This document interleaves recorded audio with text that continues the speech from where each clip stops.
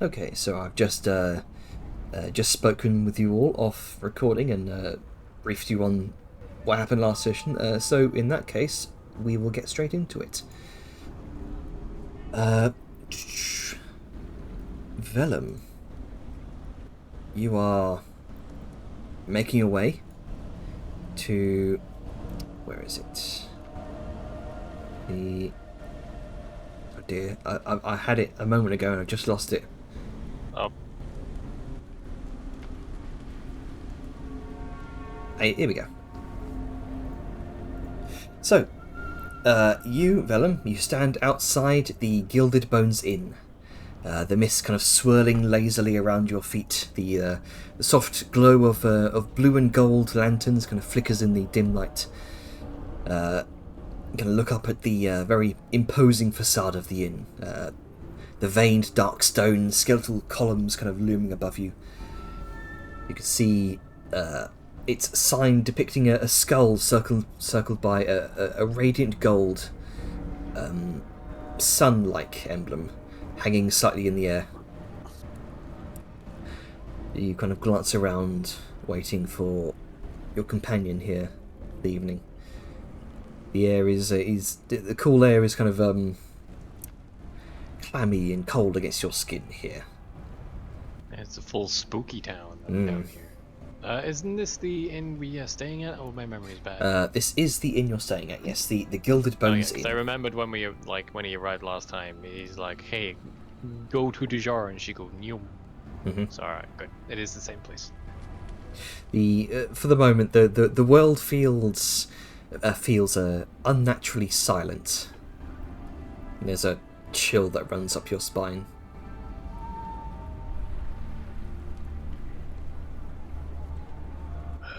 And We're gonna get used to this place. you feel a presence behind you as that chill runs up. Look. Shall we? You can see Supatol is already there, kind of standing behind you. Her face just mere inches from yours. Oh god, did I even hear her approach? No, you did not. No footsteps, no nothing, just BAM! It's just in my like personal she's. space. It's like she's been there the entire time. Her unblinking eyes meeting yours, She's a fucking ghost, isn't she? her closest kind of sends a shiver up your spine. There's no sound, no movement beyond the soft rustle of her dark robes and the cold, misty air. Yeah, let's. Oh god, why is everything selected and highlighted? She follows your lead, kind of drifting across the ground behind you. You step inside the Gilded Bones Inn, and that warmth. Oh, there he is. The warmth envelopes you, a sharp contrast to the cold, sort of mist-laden air outside. The inn's soft glow, cast by those enchanted blue and gold flames, kind of fills the space with this strange, cozy yet luxurious ambience. There's a... It's strange. The more that you've spent some time here in the necropolis, the more you've been seeing of these ghostly blue flames around you. But it seems more. How would you put it? I don't know, I would. But Serene? more readily approachable.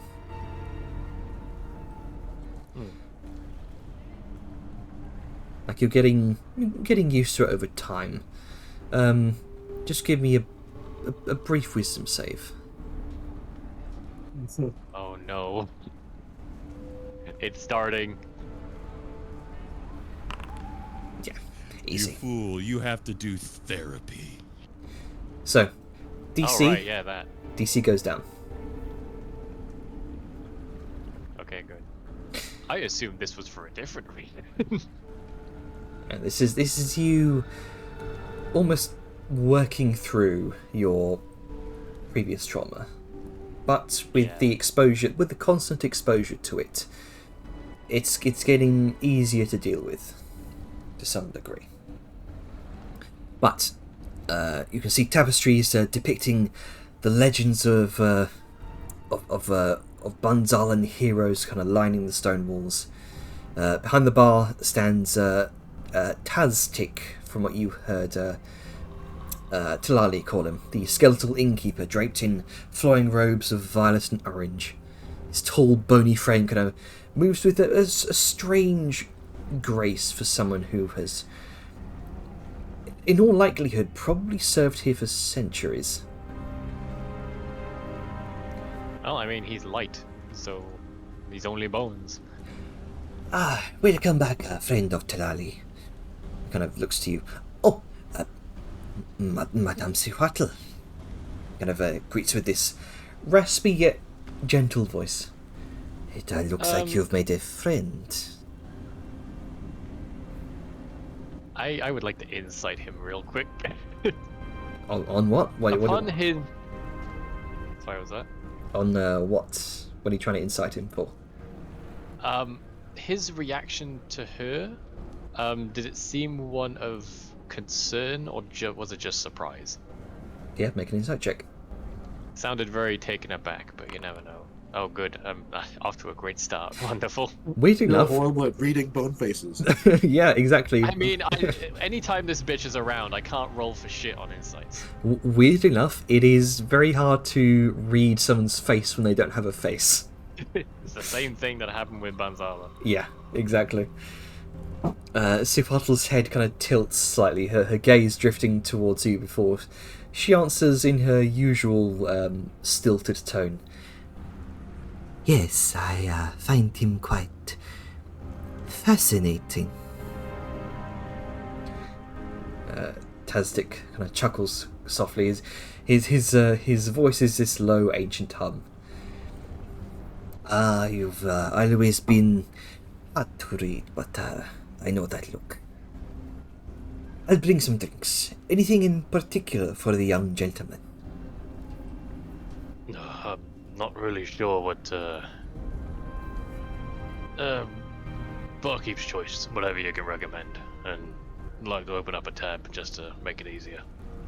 His voice kind of spiritually echoes within his skull as his eyes flare, and he begins kind of picking out from a number of these ceramic jugs. But you place that order. You lead Suhatl to a rather quiet corner of the inn, away from the muted buzz of the other patrons. Away from witnesses. Possibly. But the drinks do arrive quickly.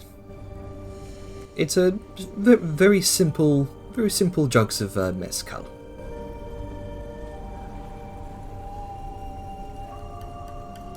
Suhatl sits across from you, her eyes never quite leaving yours. Her gaze is intense, and the simple act of sharing a drink seems strangely profound under her scrutiny. She takes her jug in her small kind of ceramic cup in her fingers. She doesn't drink immediately. Instead, she kind of swirls the liquid slowly, kind of watching the faint glow as if seeing something beyond the drink itself. Her expression is very, very unreadable, and she doesn't blink for an uncomfortable amount of time. Oh God. Quick question, sort of a think back. In previous interactions with her, has she displayed the same behavior she does with him with other people, like other customers in the store or anything like that? Make an insight check. Hey, 25. I can do well in hindsight. From what you gather, she seems very stilted in her demeanor, just constantly. But you get the sense that there is this strange fascination with you that you can't quite pinpoint.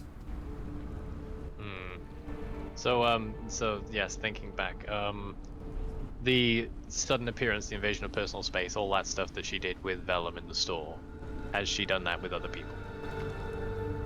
At least that Vellum has observed. Not to the same degree as with Vellum. Okay, so it is a fringe case. Okay. After the uncomfortable, like the noticing of the lack of blinking for a while and the uncomfortable silence, Vellum does eventually speak up. Well, I've heard a bit about you through reputation, but why don't you tell me about yourself? Well, I was the necropolis. It was not my home for a while. My origins are elsewhere, in lands where the living still cling tightly to life. But I was drawn here. The spirits had lessons to teach me, ones I could not learn amongst the living. I was drawn to the power here, to the place where the veil is thinnest. The dead, they tell stories I wish to learn. And none of that bothered you at all when you got here? No, not at all. I am very accustomed to the energies of life and death. You see, places like this are crossroads, where the living and the dead exchange glances. She kind of glances herself over towards Taztic, who's very busy kind of wiping out one of these ceramic jugs. Few truly see it, but you and I, perhaps we both walk that line. Do you feel it as well? Feel what exactly? That line between life and death. Well, I've had a few near misses now and again, but... So you have.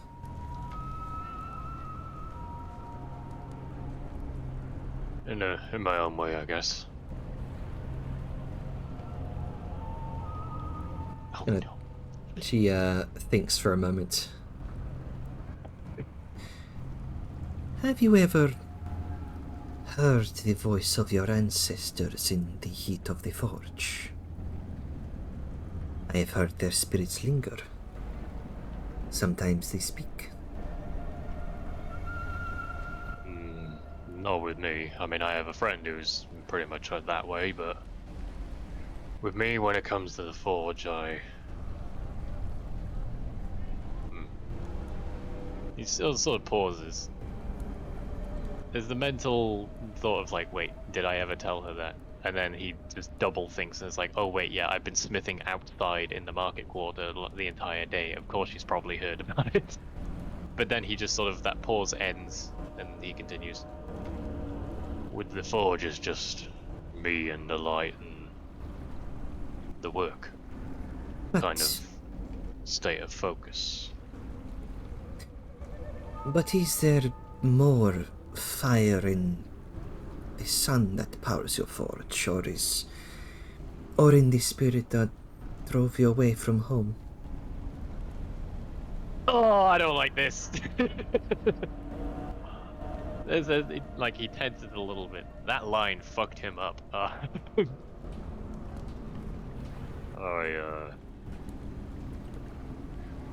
It's a very accurate guess.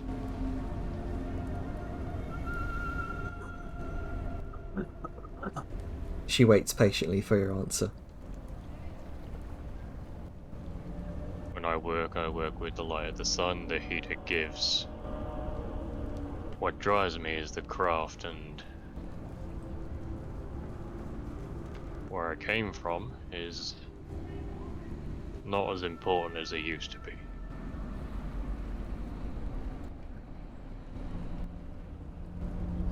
How far do you think you've traveled from the roots of your ancestors? Do they still walk beside you?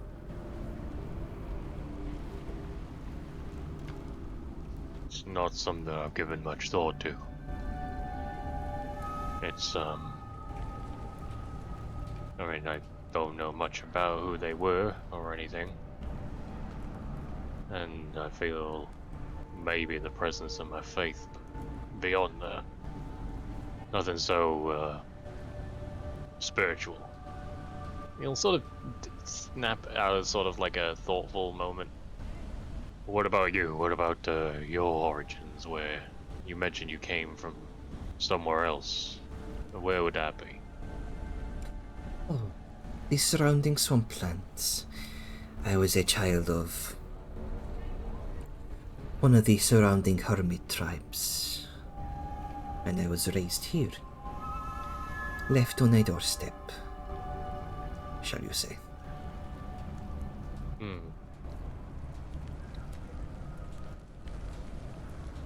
So you came here very early on. Oh yes, very early on. But I have often worked alone. But I'm never truly alone.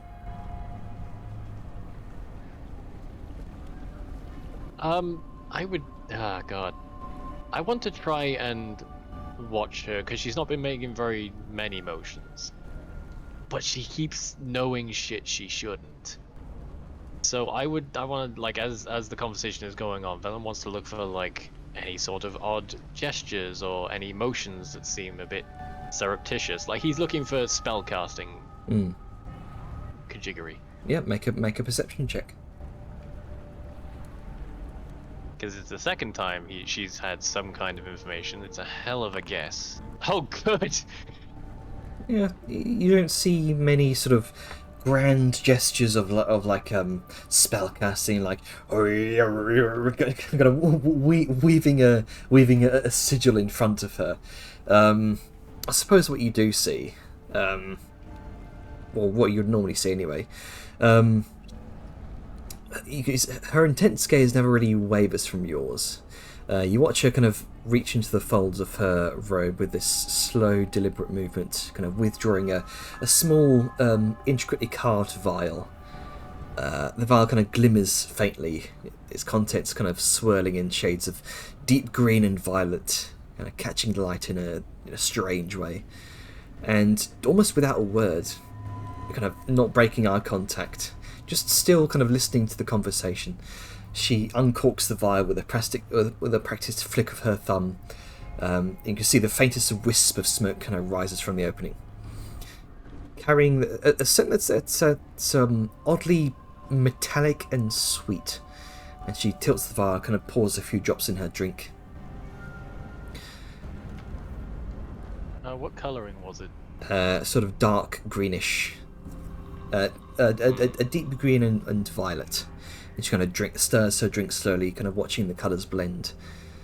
Her eyes kind of gleaming with quiet satisfaction. And she raises the glass to her lips and pauses, her gaze meeting yours for a brief moment.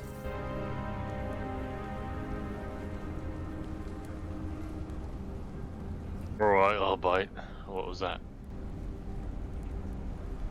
Oh. You'll find that some things taste better with a touch of the unknown, she says softly before taking a slow, deliberate sip. Velen will drink his drink, but like throughout the rest of this, for the moment, like for the ongoing continuation of this, he's going to be keeping an eye on where that vial goes and if it goes anywhere near his drink. Sure. She kind of slips it back into her robe and tilts her head at your look of concern. Oh, it is just poison, a mild one. Venoms and poisons are part of my craft. They form the base of my many salves, antidotes, potions of anti-venom. Kind of swirls the glass, watching the liquid shift. Building up an immunity is necessary. One cannot master what they do not understand, and danger must be tamed before it can be wielded. Ever since she said the word, oh, it's just poison, he had like a slight squint and a tilt of the head the entire time, even as she was explaining it, and I'm sure it makes sense to somebody who knows things. Venom doesn't know things, he's a bit off-put by that, but tries to ignore it. Her gaze kind of sharpens, and she does wince a bit before she adds, in time, the sting fades, and what can kill becomes merely another tool in my hands. I see. Well, I mean, you know more than I do. Well, I'm sure that you know more about the Forge than I. True. Though I don't burn myself just to get used to the heat. Perhaps, but how much of yourself do you pour into your work, Venom? Any piece of your soul truly exists in what you create? He's sort of like the sort of tense concern fades as that question strikes a chord. Well, I've always treated my work as leaving my name after I'm gone. And so that the world knew who I was. And for that to be true and to make the most I can of a work, to make it the best it can be. I say I do need to give a part of myself to it. Metaphorically, not like giving an actual soul. I know soul stuff is a big thing around here, or spirituality, I mean metaphor. So that is what you hope to leave behind. A legacy. A good one, hopefully. Do you ever wonder if the world is too small for what you wish to create?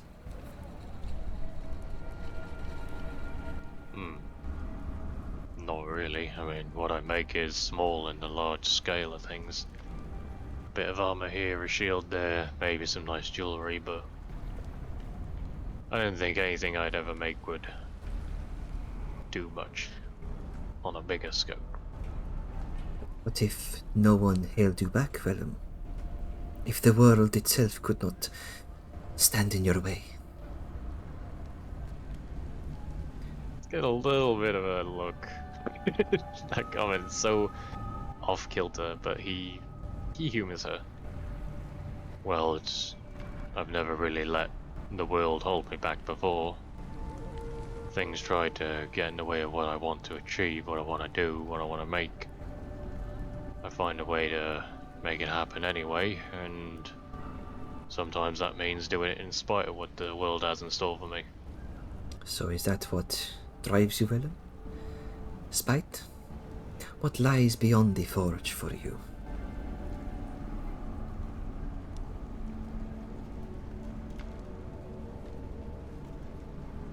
I don't know. Lately it's been a lot of new things, a lot of ways that I can be besides the Forge. I mean, the Forge is still my passion. It's what I do, it's what I am, it's... But when I think about the world outside of it, I think about what else I can do and leave behind. About different kind of legacies. Do you ever feel as though that legacy is already written, like it is fate, or do you plan to forge it yourself? I know way too much about prophecy. More than anyone should in their life. About fate and destiny and all that. There's a sly kind of grin that creeps up the side of her face. I don't like that. I like to think that I forge my own path. That what I do matters in how I end up. Sometimes maybe things are set in stone, but if it's against what I want, then, well, fate can sod off. And then he sort of takes a moment of realignment once more in his head. The topic seems to be a lot about me. It'd be rude of me not to ask more about you. Oh, but I am. What are your paths?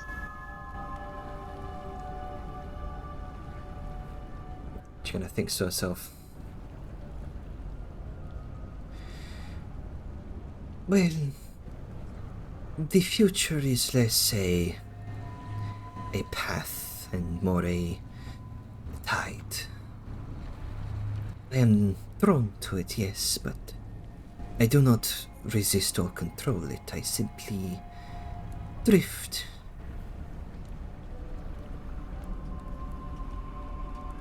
So you go along with whatever the world has planned for you. Don't think about where it could end up or what you could do, just taking it as it comes. In a manner speaking. Day by day I do my craft. It was passed to me. But what I've learned, it goes beyond the teaching of mortals. There are whispers in the air, the bones beneath the earth. They have taught me much. I figure in Banzal of all places, there's a lot more weight to that than anywhere else. But on the top of your craft, what you do, you say it was given to you, but there's clearly a passion to it. Oh, I've certainly. seen you work, I've seen how you work, and I've seen how you look when you work. What drives you? She kind of thinks to herself for quite an extended period of time. And for the first time, it seems like her gaze leaves yours and looks elsewhere.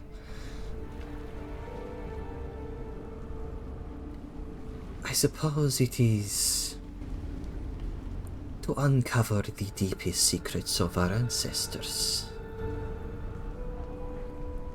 That is what drives me, Vellum.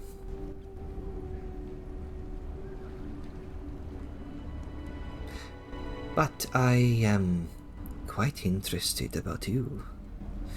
You see her hand sort I of... noticed. Her hand sort of creeps and brushes up against your fingers.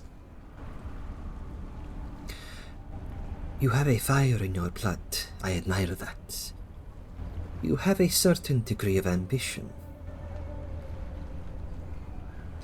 The ambition to overcome prejudices, if I am guessing correctly. Well, it's not too hard, I guess, considering how I look. So question. Is there anything else besides her hand in proximity to my hand? I don't want to get dosed. I'm so paranoid about getting dosed somehow. Make a perception check. Oh god. 21. You notice she's kind of leaning in a bit closer now. Her hand is sort of rests on her chin, sort of leaning a bit more over the table. That's about it, really. You don't see any sneaky vials coming out of her robe. You don't see any sudden needles. yeah. No sudden needles. She's just very strange. That much is very clear. Vellum will be drinking a lot more, partly out of the nervousness of the oddity of this conversation and her whole vibe, but also because he hasn't done it in a while and it might look odd. Do you ever think of the ones who stood in your way. Those who feared your talents, not for what they were, but for who wielded them.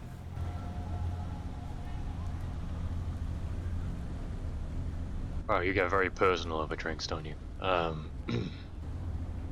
Not really. I have a talent for reading people. You see as she kind of takes your hand and kind of flips it over for a moment and brushes a finger over the creases of your palm.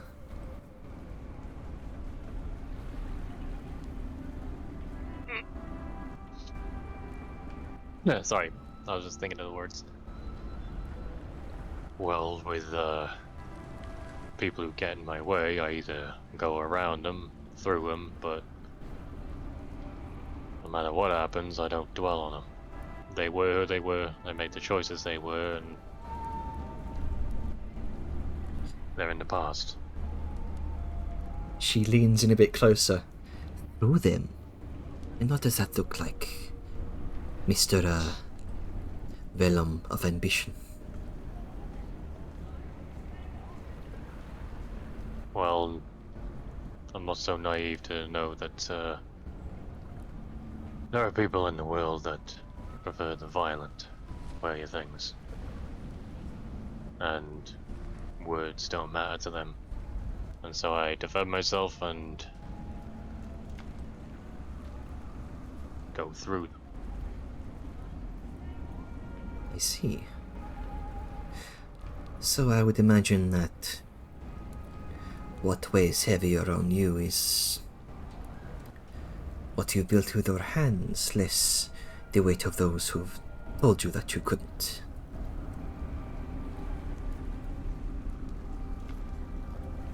I do craft sometimes to prove that I can, to prove that I'm better than those who thought less of me, but... Do you ever wish to prove them wrong? Or has the need for vengeance faded with each step away from your past? Well, vengeance is a very dramatic way of putting it. I don't think about spite so much. I have a love of the craft, and I do still want to prove that I'm better than they thought I was, but things change. I change. And then he sort of leans forward a little bit himself in an attempt to sort of change the flow of the conversation. And now a question for you. You've clearly shown an interest in who I am, and you know a little more than you should, but why the interest?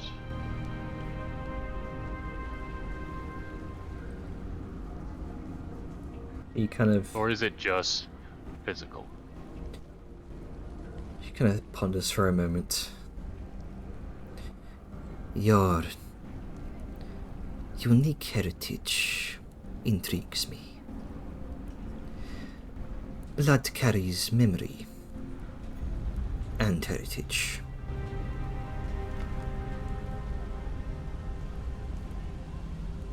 Do you ever feel your blood pulling you toward a fate that was chosen long before you were born? The only thing I feel in my blood is when it boils. There's another sly grin from her cheeks.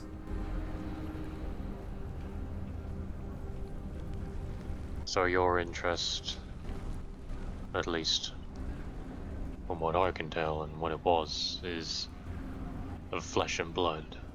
Am I right? In a manner of speaking. Go ahead and make an insight check. I would love to. Alright, it's not 20. terrible. From the questions she's been asking, and the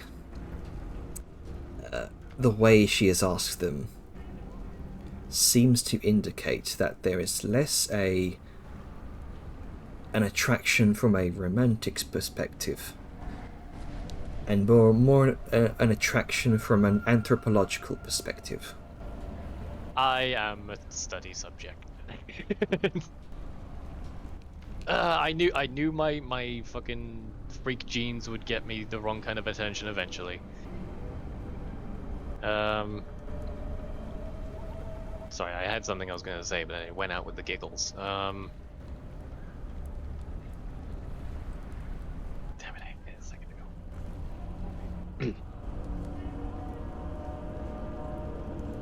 So, ever since I walked in and you realized what I was more than who I was, you wanted to know more. A lot more. It is not every day that one stumbles upon not only a half-orc, but the offspring of a half-orc. Okay, that's that's the biggest red flag so far. There's a little narrowing of the eyes. And he does lean forward a little bit more, but to speak in a more hushed tone. Okay, I've dealt with a lot of people who knew a lot of things. And you, my good lady, are knowing a lot more than you should. And I'd like to know why and how. I have a habit, I suppose. Reading people, yes, but a part of my gift. You watch as she kind of traces a finger in a circle on her forehead.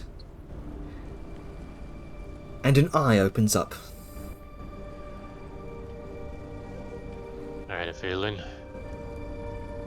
One of the companions I travel with has a similar trick. And it usually gets her in trouble. Does she specialize in the ways of divination?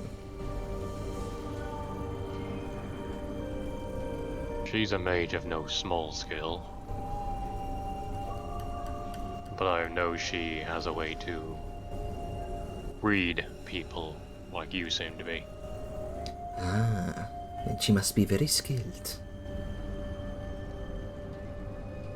Will say now that I don't take kindly to people looking at what they shouldn't without permission. I mean no offense. But you intrigue me very much so. I see much. Well, I don't know how it is around here, but where I come from, people usually ask.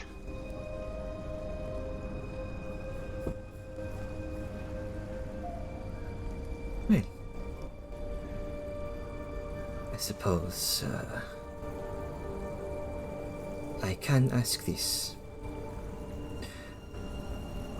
May I have a simple drop of your blood? I see many promising things in your future. I should like to perhaps study it and reveal to you what I see. Ah, that's such bad vibes. And what exactly are you going to do with that blood? If I would humor you. Like I said, study it and reveal to you what is unseen.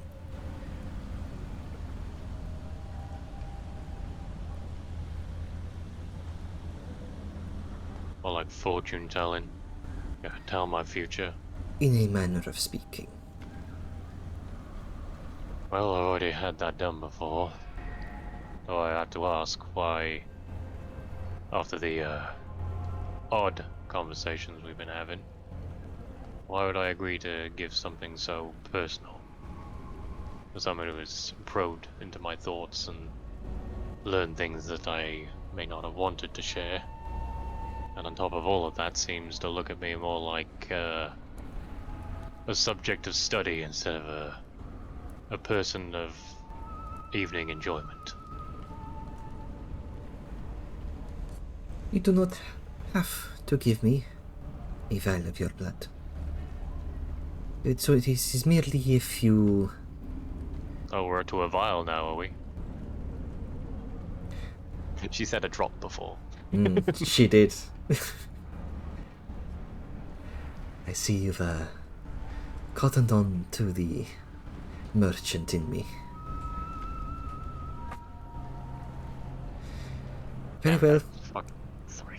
I need a second. My brain just gave me a stupid fucking joke and now I gotta get it out of there. Carry on. Very well, just a simple drop of blood. I am not demanding it, but if your curiosity gets the better of you.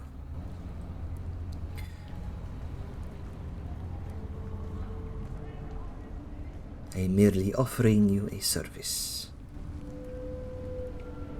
Because it seems you have quite a tumultuous past. Perhaps it might be wise to have an idea of what might come in your possibly tumultuous future. Well, even if I think I know what's coming, it's never does, or all too soon. But I'll be fair with you. Let's enjoy our drinks, enjoy an evening, and as two people, not two curiosities, not two oddities enjoying the banter, but just as people. Then maybe I'll think about it. Of course. So, tell me about your adventures. And we'll say for the... The thing of expediency and not Yeah, yeah. reciting the entire campaign. Yeah. Yeah. He will spare some of the more troublesome, personal, or likely dangerous details, like there's a colony of mind flayers underneath Dunval. Yeah. So I'll say for the rest of the evening, go ahead and make me first of all an insight check. Okay. I was about to ask if you were going to tell her about the time you got pinned to a tree. You know what? That's probably one of the tamer things that he could talk about. Yeah. So first 26 insight, and next make me a persuasion check. This is just your general sort of air of charisma throughout the entire rest of the evening. Oh fuck. A 25 and a 26. All right. I mean, you know, if I was gonna roll well, I'd rather be over the course of the entire evening. So, over the rest of the evening, as you go into detail about your various escapades in the Hammer Strike, sparing the details you want to be spared, of course. Throughout the evening, there is that subtle air of as she gets to know you more, she's now seeing you less like an anthropological wonder and like an interesting and a genuinely interesting person to be around. Interesting motivations that, from what you gather, both of you being seemingly outskirts from outcasts from a young age, sort of alienated and maligned by the rest of society, it seems. There is that common ground here that she seems to bond with you over. You gather she doesn't have many friends. I can't imagine why. At least living friends. Yeah, I imagine she probably gets along with fucking Bonuson over there. Mm-hmm. There's you gather she does know Taztic quite a bit. They both walked different paths, yet their purposes align. You know, she goes into her whole story about how he's bound to this place, as is she to the rest of the necropolis, but in different ways, different understandings of the meaning. They kind of share an understanding. He tends to the living and dead alike, much like she does. But they're both old friends. They both sling a different kind of poison. Yeah, you could say that. And throughout the rest of the evening, it leaves off quite amicably. You gather she has found some sort of genuine common interest with you. Different types of craftsmanship, but the bond to craftsmanship alone, and the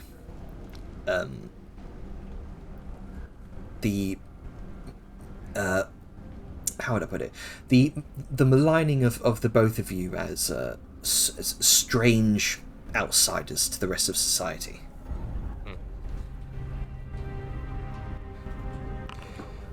Alrighty. Just gonna ignore that.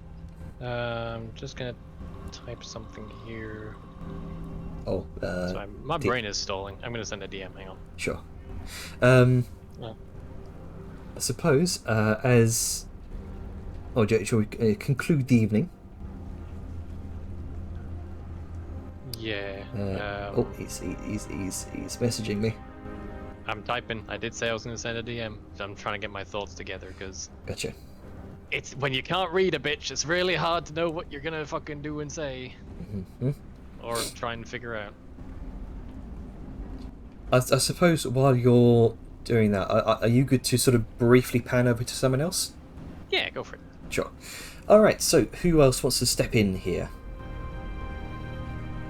Any evening or night plans people want to do? Mm-hmm. What is the time frame at the moment? It is late evening by this point.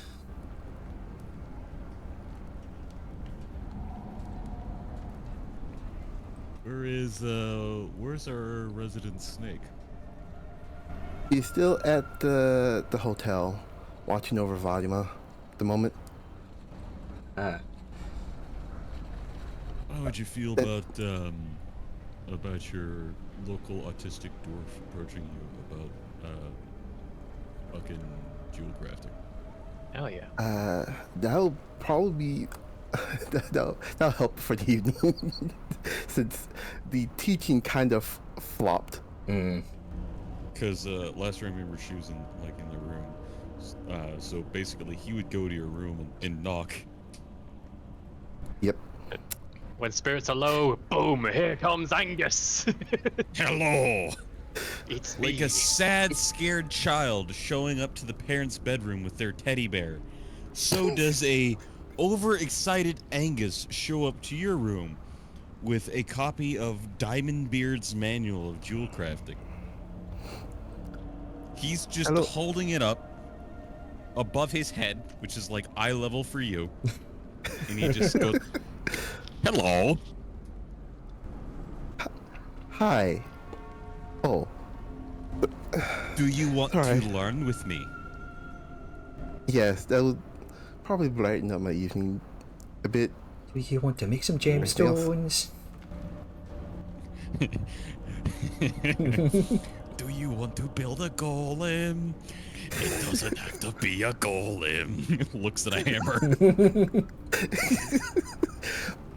There's a smile that creeped on her face. Was thinking about dual crafting. You seem a bit down, lass. May I come in and cheer you up? Sure. Just need to keep my door open. I forgot. He's make sure already that- waddling in after you said sure. She's gonna keep her door open just to make sure that about Valima and that incident. What are you? Alright. He's just looking out the door towards where Valima's room is, in Velen's room. Just I think peeking over. I think she went downstairs. Last I recall. She's still in. She's still in I think Vellum's sleeping. Vladmir's kind of sleeping arrangements. Vladmir's kind of hanging from Vellum's ceiling right now. Okay, he just not- checked in on her. Okay then. Yeah, not right now. But she's currently busy doing a little bit of extra studying. That's about it. Are they in Okay, the same then. room or different rooms? Oh, I'd always thought that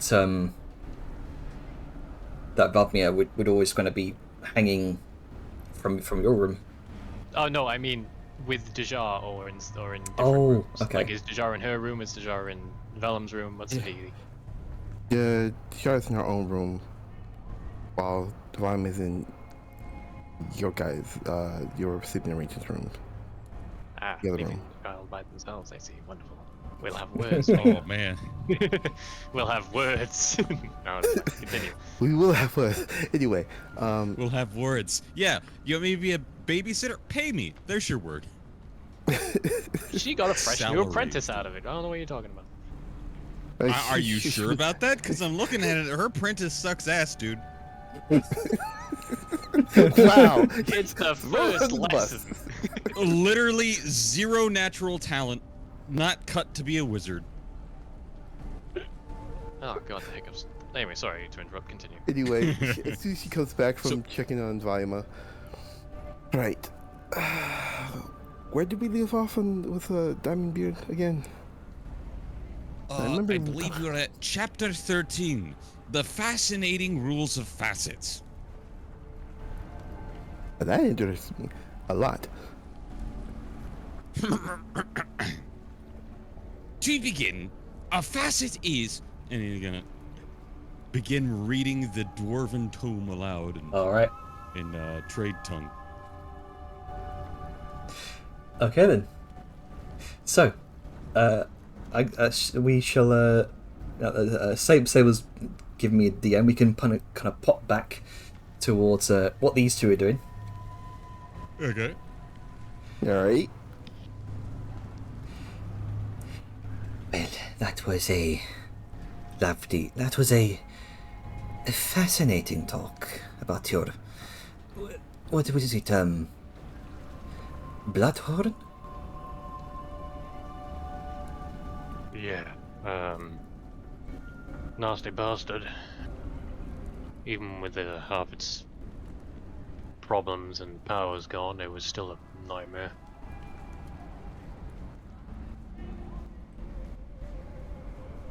Was it you that did the killing blow? No, actually, out of character, I don't think I remember who did the killing blow. I feel like it was Liska because it usually is, but anyone remember? It was the ghost. Oh, Oh, yeah, yeah. of course, yeah, because absolute catharsis. Yeah, I remember now. No, that right goes to, funnily enough, one of the spirit of a dwarf that it killed. So it worked out. Probably better that way. A far cry from you. Jumping in the middle of what did you call them? Deep dwarfs? Yeah. Not your proudest moment, I would imagine. Well, I mean, I had a plan. It just didn't go out the way I thought. But to be fair, I can't have known they'd have magic daggers. So foolhardy and strangely brave. Yeah, I get that a lot. Tell you what.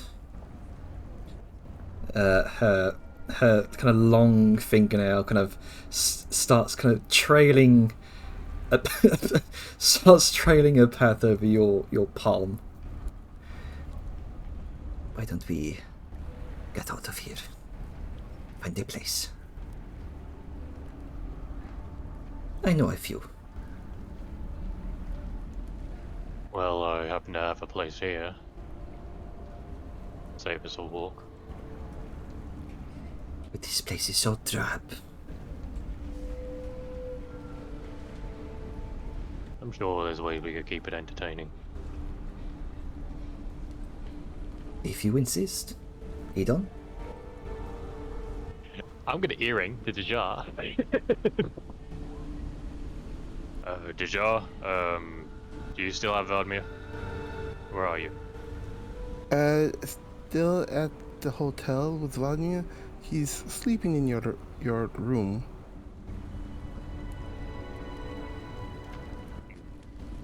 Do you think you could watch it tonight? Something's come up. There is a tonal shift. I thought I said. Right. Okay. Sure. You and me gonna have words when you get back. Yeah, I'll explain later. Just Mm-hmm.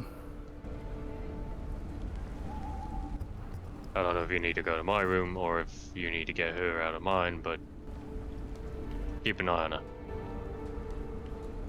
Sure, Mr. Farhir. I'll be on it.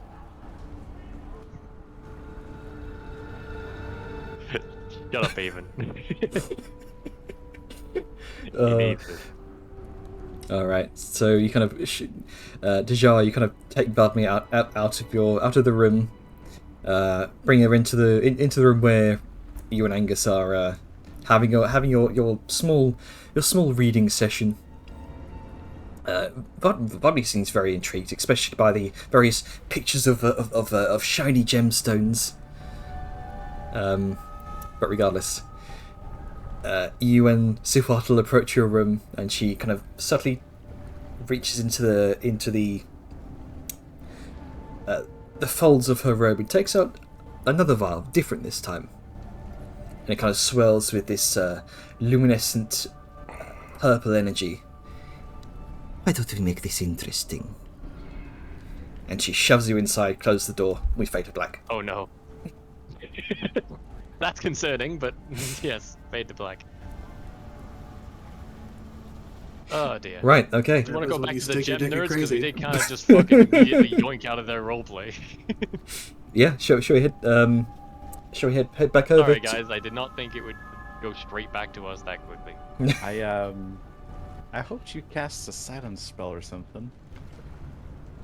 Yeah, we'll figure that out. Who knows? Who knows? Imagination. Imagination. Imagination. Anyway. Stone walls, muffle sounds. Yeah. Who cares about the daughter next door? Yeah, you know, this is a sturdy place, and Mordecai's private sanctum. There you go.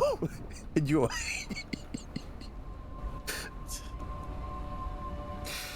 Anyway. So- I expect to see money on the counter tomorrow. Okay. Fucking damn it. That's not how it is, and you know it. Oh, sorry, blood on the counter. Fucking damn it. Give me a minute.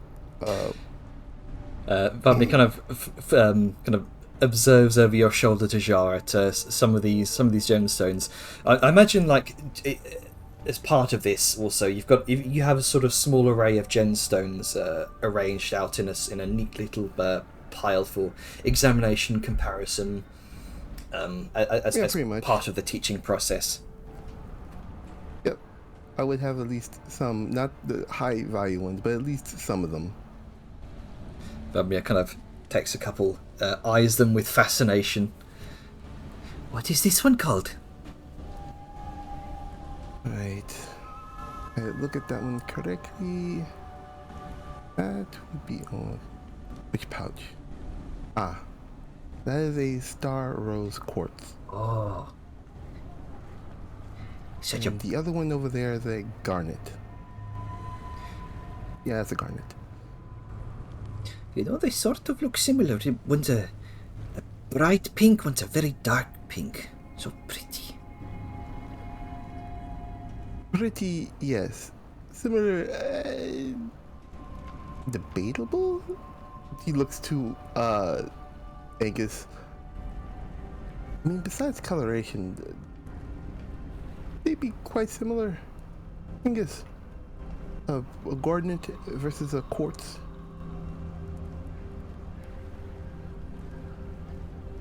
If you say anything, you're muted. Hello? Oh, I think he might either be muted or stepping away. Wah, wah. Well, Oh, sorry. oh, there he is. I'm having There he technical- is. I'm having technical issues. Oh no. Have you been able to I've hear been what's going fighting on? with my voice meter. I came back he's muted hello, and I'm like, fuck it. Oh, so you what- missed like everything before that, or do you need a recap? Yeah, I need a little recap. I'm sorry. We're missed back out to the gem past nerds, 2 and minutes. Vladimir is asking about gems, and Dejar is answering, and I'm sure Angus has many passionate opinions about the craft. Yeah, between the Do difference I? between garnets and a star rose quartz. I, as a human being, don't actually know the difference. Make some shit up, it's magic. It's a fantasy world. Improv. So she's asking the difference, or is that just Jar giving an example? Asking the difference. Between a garnet and a star rose quartz. Pretty much, yes. Yep, they should make some shit up.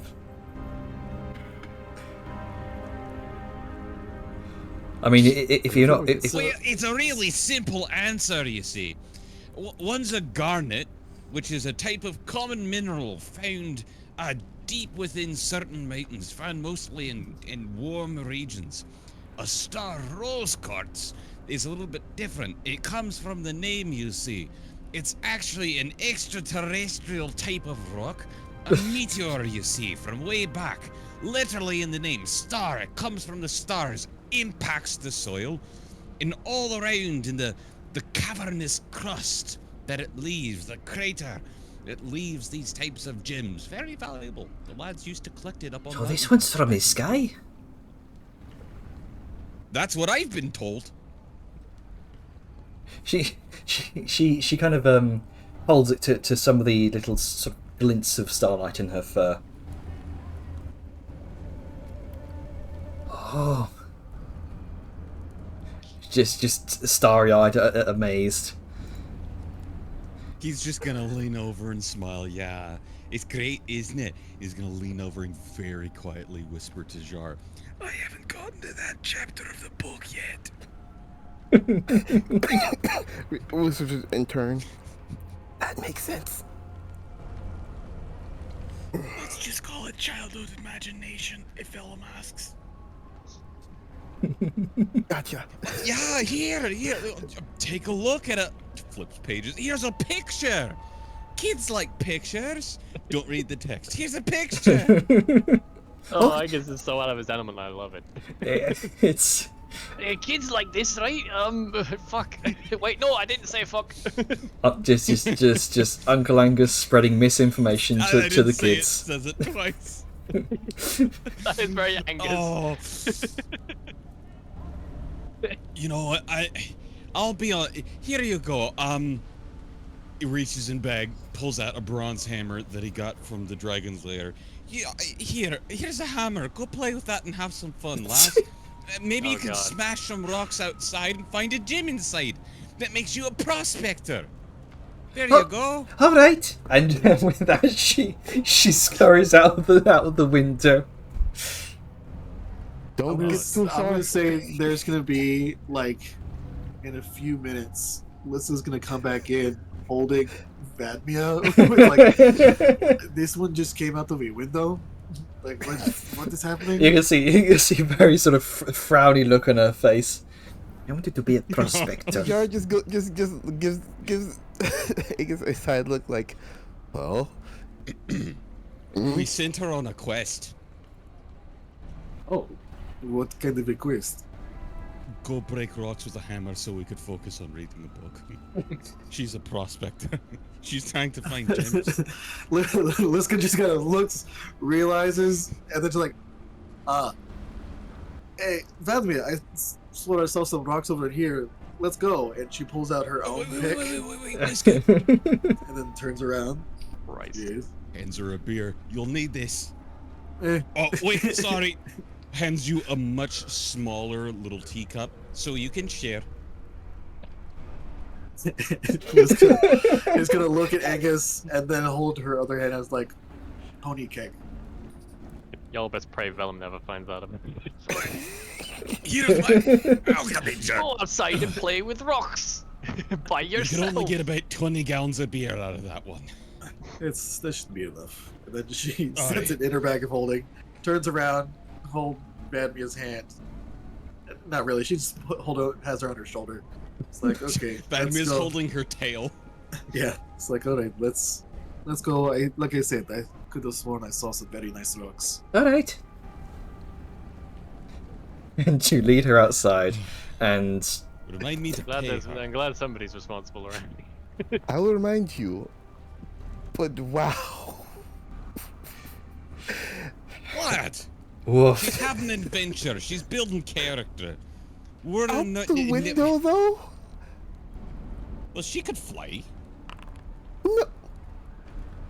George just gives him like a really stern look, like I can fly, she cannot. Oh. I could have sworn I saw her hovering a while before. He was Now that because I'm I just would drunker cast than I fly think. on her. Oh. Yes. Well, she's a satyr. They like to climb and jump and stuff. You remember in the trees. Maybe she could do Yes. that with the building, you know? What's she gonna And, do? Fall down, not jumping out of a window, hurt herself? No, we're on the table. The cleric's right there. They'll fix her up. We'll say, what did you learn? Just look before you jump. And see, it'll be a valuable life lesson. She's not gonna get that if you hold her hand. Sometimes you have to break bones to make a point. Look before you leap. I, Also, don't listen to me, apparently. honestly, great friend. Bad advice dealing with kids. Oh, I'm great with kids. I got her out of our hair. You know And what? she was having fun. She stopped having can fun see. the moment someone made her come in. I'd be a great uncle. You definitely would be the one that the kid can get away with almost anything. Assuredly.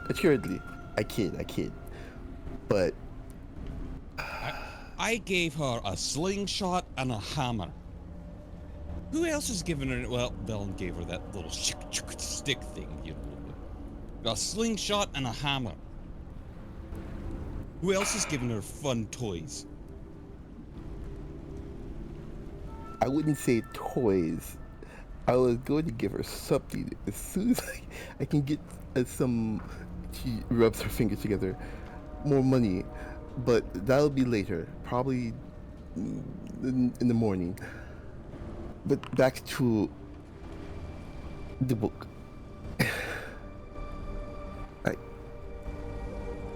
Easy, Uncle Angus. Uncle Angus over here. You're like, oh, she's in a major city with like all these healers and clerics and literally walking could go around wrong? undead servant guards. Like, really? Oh shit, she actually found some. Yeah, she wasn't lying, yeah. She knows where to find some rocks, apparently. See? I know she's got the talent. She's a shite fucking mage, but I'll tell you, she's a great miner. That was legit.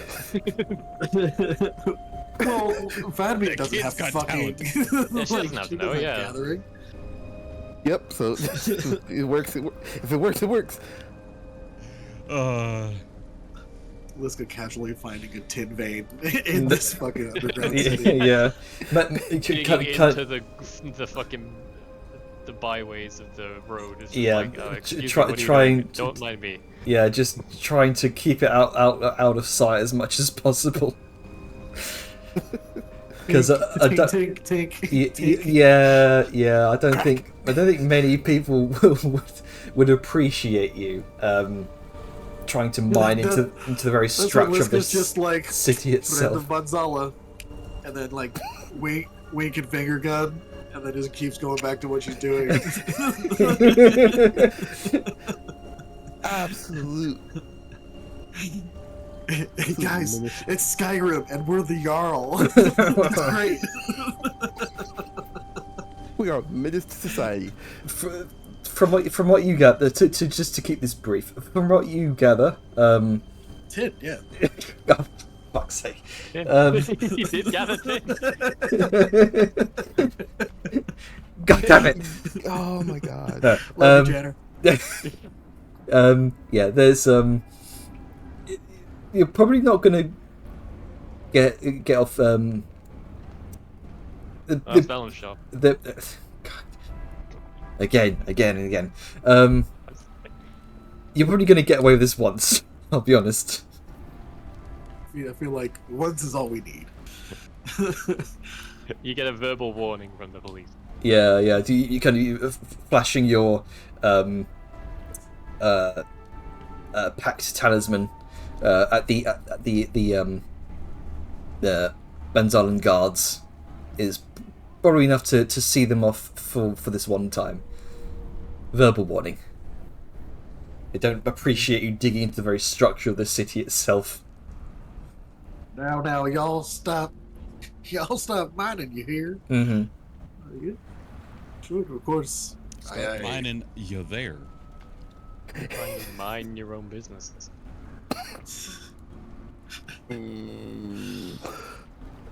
That hurt. Right. Roll today. I suppose who has things that they want to do before next morning. Well, Aside from the obvious, I feel like everyone's kind of engaged that maybe Grunka?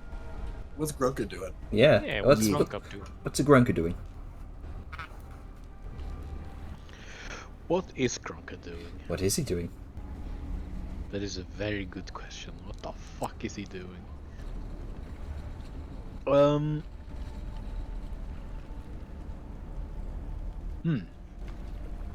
That is a good question. What is he doing? What would he be doing when everybody's doing shit?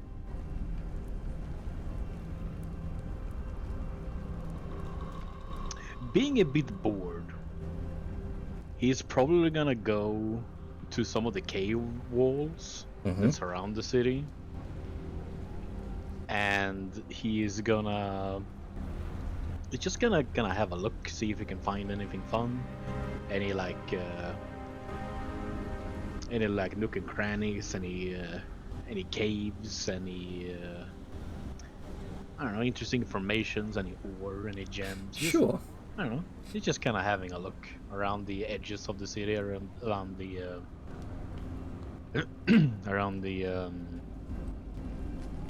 the cave walls. All right. I'll say make me either an investigation check with advantage or a survival check. The advantage is because you're used to this sort of terrain, this underground terrain. Yeah. What do you say? Investigation or survival? Investigation with advantage or a normal survival check. Investigation with advantage or survival. So it's either a -1 with advantage or a +3 straight roll. Mm-hmm. Calculus. I'm out to about the same. Yeah, I was gonna say it's pretty much the same, isn't it? Mm-hmm. I'm just gonna do a survival. Damn. Terribly. Yeah. Roll another one, see if the advantage would help. Just in case. Yeah, no. Ah. Nope. Wouldn't matter. Alright, Oh. cool. I would have failed anyway. Okay, so but what you do find are places where, like, especially through the various tunnels, the waterways that connect the various caves that form the structure of the city of the necropolis. There are a number of small kind of crevices and cracks that lead off into other likely, well, not unexplored cave systems, but likely ones that haven't been used, probably because there is either no reason to expand them, or expanding them could be risky to the rest of the structure of the city itself. You find a number of cave systems that kind of stretch out into these small underground lagoons, you could say. Very, very small, very private, but with an 8, there's not much. Jenner, What? you don't have to go any further. He's gonna fish in the lagoon. Oh yeah. Hey, there you go. There you go. Okay then. Go. Finally. Just what I was looking. Let's see. What the fuck is it? This is D20, I think. Yeah, that was like baseline for what Gronka would probably find being an experienced spelunker. Yeah. Let's see, what is it? Is it a D6? Yeah. Okay, so it's D6 and then a D20. Okay. Mm-hmm. Wait, slash roll. 1d20. No, 1d6. Oh, Hey! what'd you find? Let's see. Time to see what fish oddity you get. Let's see, that is an 11, and that is only X.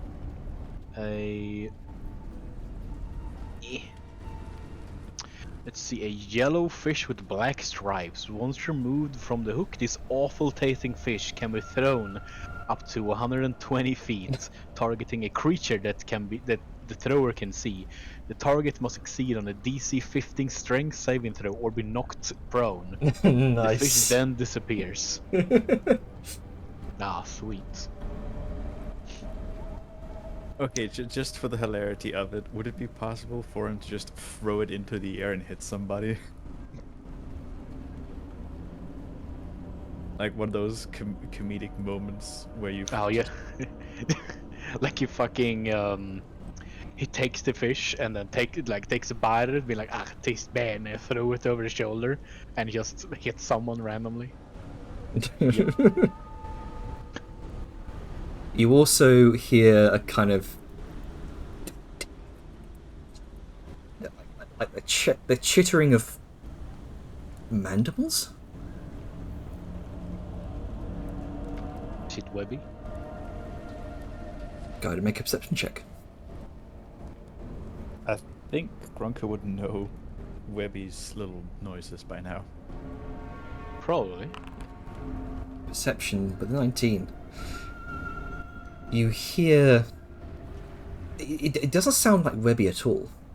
You know what Webby's chittering sounds like. It is higher pitch. This one sounds a bit deeper. And you also hear what sounds like the clacking of large claws. And you turn around right in time to see a large claw out of the darkness, attempting to grasp at your fish. I throw the fish at it. You want it? Here you go. Let's see. Do we do like an let's see. Do we do a Yep. fucking Initiative. What do you call it? Initiative check and see if I can throw it first? Oh, hell yeah, I do. Pretty sure As it a large glowing scorpion confronts you, attempting to snap away at the fish in your grasp. is. Go get and just throw the fish at it. All right, so that's a what kind of save? It was a DC 15 strength save. Strength save? Question mark? Yes, DC 15 strength saving throw. 20. Ah, dang. That's an 18. That was pretty good. All Pretty right. good for a bug. You throw the fish towards the scorpion. It sidesteps it. The fish kind of splats it and slides across the stone shore of the lagoon, and it makes a break for it. Yeah, I think the fish would just disappear. Yeah, it kind of across the ground slides to a stop and then God, the only thing I can think about when you say it slides on the ground is that it's kind of like as it slides, it's kind of like slowly grates until it becomes thinner, thinner, thinner, and then it's just gone. yeah, it just vanishes. The scorpion kind of clasps around the ground for it, attempting to find wherever it disappeared off to. Then it turns around towards you, the next valid source of a meal. Was that your action to throw it? Yes, I think that would be. Let me check again. I think it's an action.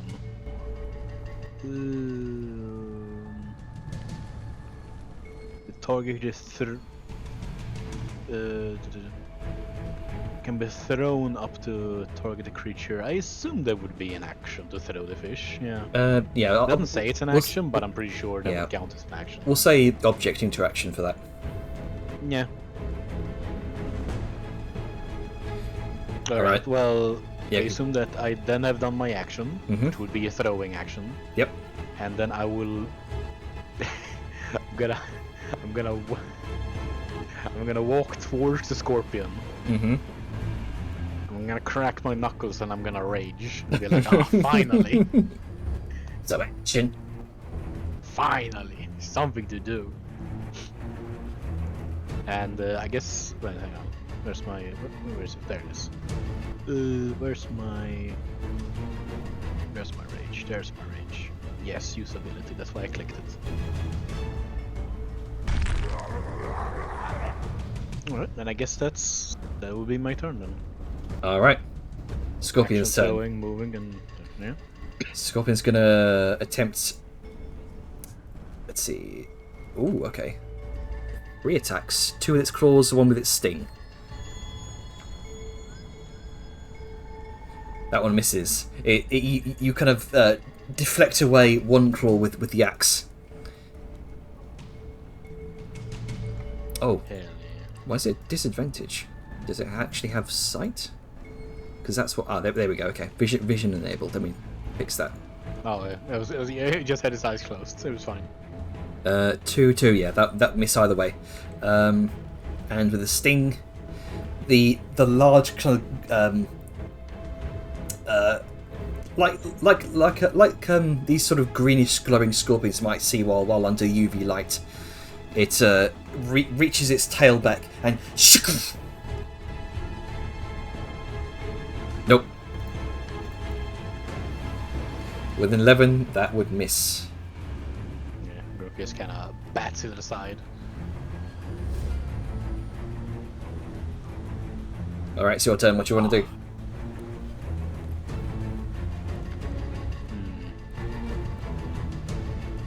Do I know anything about scorpions? Giant scorpions?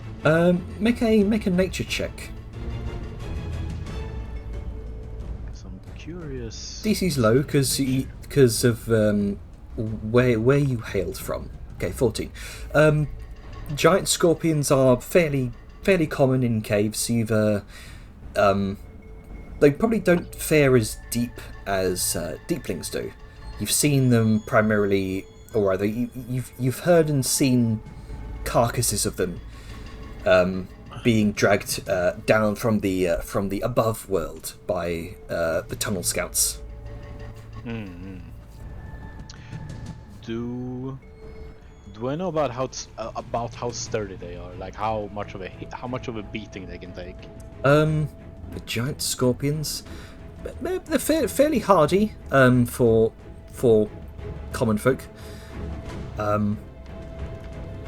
That's about as much as you know. You know what? Fuck it, I'm gonna beat it to death with my hands. Here, Unga Bunga. All right, let me move everyone else out of the way then. Yeah, what would be an unarmed attack? Do I even have that as a list of a feature? Oh yeah, unarmed strike. There we go. Yeah. Okay, I'm gonna. Ugh. I'm gonna recklessly beat the shit out of this scorpion. Yes, I would. Thank you. What size is it? Is it medium? It is large. It is larger than you are. Okay. With Fury a of the Small.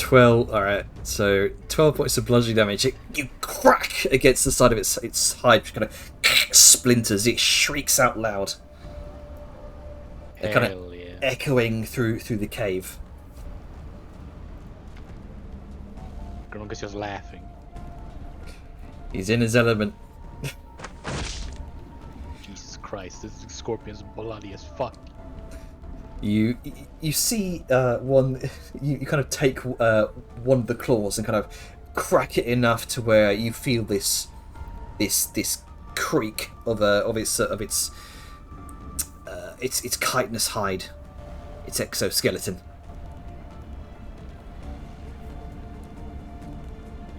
That's my.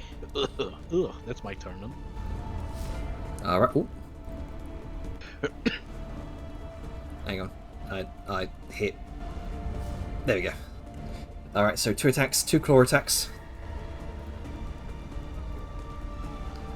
Oh, come on. 2 claw attacks. Hey, there we go. First hit. Sure about that. You deflect the claw with your very much hardier bullet scale buckler, comprised of hardier chitin than what this scorpion is presumably made of. 2 attacks and then a sting. With a 19, I believe that just misses. Probably, yeah. Alright. Back to you. What do you want to do? Gonna continue beating it to death? Yes.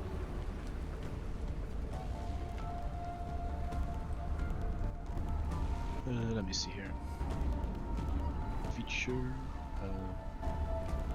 Let's see, Altus. Reckless? Yeah, sure. Christ. Is that a crit? Reckless Yeah, be it was a whacked. crit. It was a crit. Yeah. Take that. It is bloodied. Wait, hang on. Hmm? Huh. Wait, so that was a crit, right? Yes. Don't I get extra stuff for critting? So, unarmed strikes Or is that- only or is that deal weapon? 1 damage, and you don't roll dice. True. So you can't double dice on crits, and you can't do max damage since you already do 1. That is true, yeah. On a Curse of technicality, unarmed. you could get the brutal criticals you'd normally get, but it would require you have something that gives you a die, like Tavern Brawler. So that is that correct? 1d4 Did 4 you- plus 3. Yeah, proficient. Did you also count the Fury of the Small damage on that last? I'm not If- sure. Because it looks like it did factor it in. I think that was the last one. Oh, Yeah, so Oh, the it first didn't. the first attack the first attack I did, I used Fury of the Small, the 12 damage one, okay. So and then 8 damage was a normal attack, and then I did Fury of the Small again, and it's 12. oh, okay. So that should be an extra 12, if I recall how Fury of the Small works. Yep. All right, so Yes, I think so. minus 12. There we go. So Okay. that was your first attack. Yeah, it was. With an 8. Yeah, it looks. You effectively just pull off one of its legs. It shrieks out loud, again echoing throughout the cavern. I think that is in fact my turn. And it's gonna disengage and run with 40 feet of movement.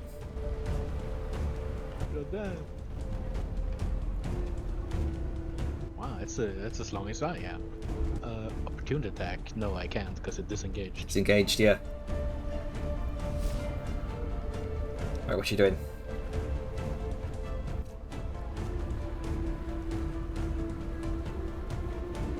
Womp womp. That's what you get.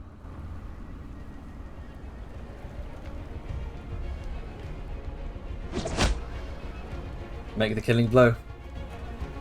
Hell yeah! As it's running away, it's gonna catch up to it and it's gonna grab its tail, and it's gonna like pull it back and just cave its skull. Its skull doesn't have a skull. Cave its head in with its fist. The legs kind of curl up like a spider's. Its claws also curl up underneath it. Alright. He's gonna shake the gooey blood off his fists, and he's gonna grab the tail and he's gonna drag it towards wherever they're staying. Okay. It's a what was the place called again? The Gilded Bones. Yeah, the Guild Bones. He's just gonna drag it through, like by the tail through the streets. You gain a lot of eyes kind of wandering your direction as you drag the corpse of a giant scorpion through the streets of the necropolis. He has done them a service. There is a wild scorpion hanging around. What's that be someone's pet? Yeah, you just see the collar around it. Oh. Oh Put it no, that way. Snippy! No, no. Snippy. It's crazy. Yeah, I guess. Yeah, I guess that's what I guess that's what he's doing right now. Alright. Until he gets there, then he's gonna probably ask Angus to cook it, and probably ask Vellum, whatever he is, if he's there. I don't know. Wait, he's not there, is he? He's he's getting paid.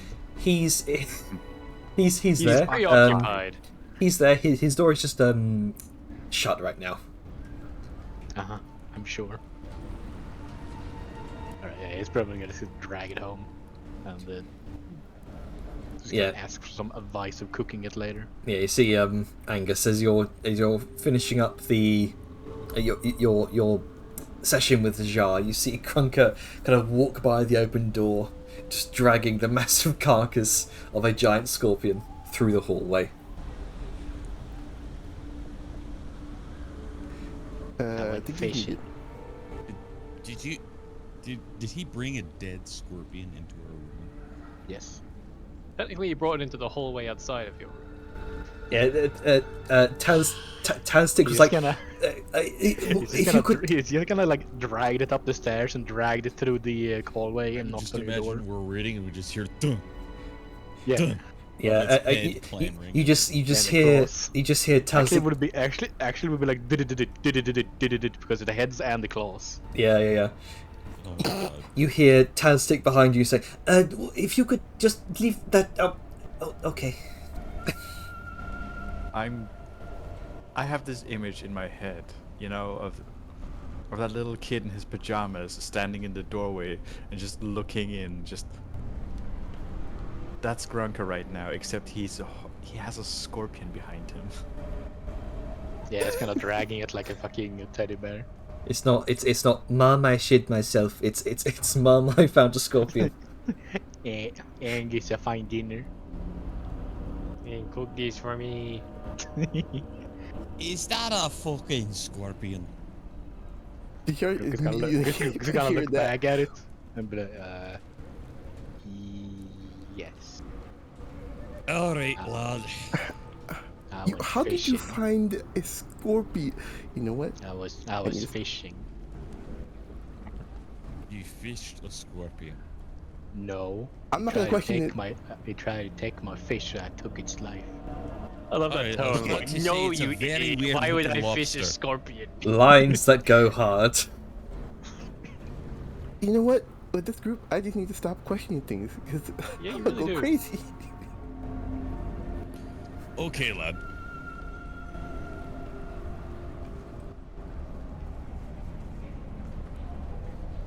Let's just get this made. Okay. So, as as Angus kind of whips out his various cook's utensils here in the room. Yeah, he's I'm gonna cooked see if I can go scorpion down before. I'm gonna see if I can borrow the proper kitchen of this place. Yeah. Go ahead and make When was the- go ahead and make a persuasion check, I'll say. Hey, Ooh, look, me I or know my Angus? thing just dragged a corpse through here, but can we cook it in your kitchen? May I borrow your kitchen? I wish to make a dessert. Well, Taztic kind of replies, we don't normally let non-employees use the kitchen, but it is, I suppose it is getting late in the evening and most of them have gone home, and you are friends of Talali, so I suppose, sure, why not? Let me show you how it works. Thank you very much. Granka, get the scorpion. Okay. Just dragging it back Lift its down. head up. the Don't, stairs. don't damage their stairs. What? Angus right. about to make him a meal to feel alive again. And while they go into the kitchen, Djaris is going to precipitate all that blood and stuff off. Yeah. Slowly working her way Magical through mopping every few behind him. seconds, prestidigitation. Yeah. Oh, Yeah, like God, we're I gonna like get a I like that. prestidigitate. But it's on a cloth. It's just a sham wow. Yeah, it's just Pretty fucking, much. Yeah, it's just fucking the jar going after her, just like waving her hand, like Yeah. Pretty much. shit I put up with. Oh, She's literally saying to herself as you guys go into the kitchen, I think Eldritch should take my mind. No, it is this group. This group is the what's gonna take my mind. Who knew? She goes in and shuts the door. Over the course of the next hour, I'll say, Taztic does show you the there you go. He shows you the basic ropes, but you, Angus, are a master chef. You know your way around this place like the back of your hand. Very similar sort of layouts to other kitchens you've been in, and with a 32, you cook a masterful meal. I will. I'll set some aside for Tastic. He's a skeleton, though, isn't he? I thank you. What was your name? Angus. Angus. I very much appreciate it, but as you can see, he kind of rolls his fingers down his ribcage. Does he wear any clothes? Laughs in the Grunka laughs in the background. He does wear sort of a robe, but you can hear the ring of the ribs beneath the cloth. Got it, Mr. Xylobone over here. Can I do instead? If I can't leave him food, Oh then no, someone who can't eat my food. What do I do?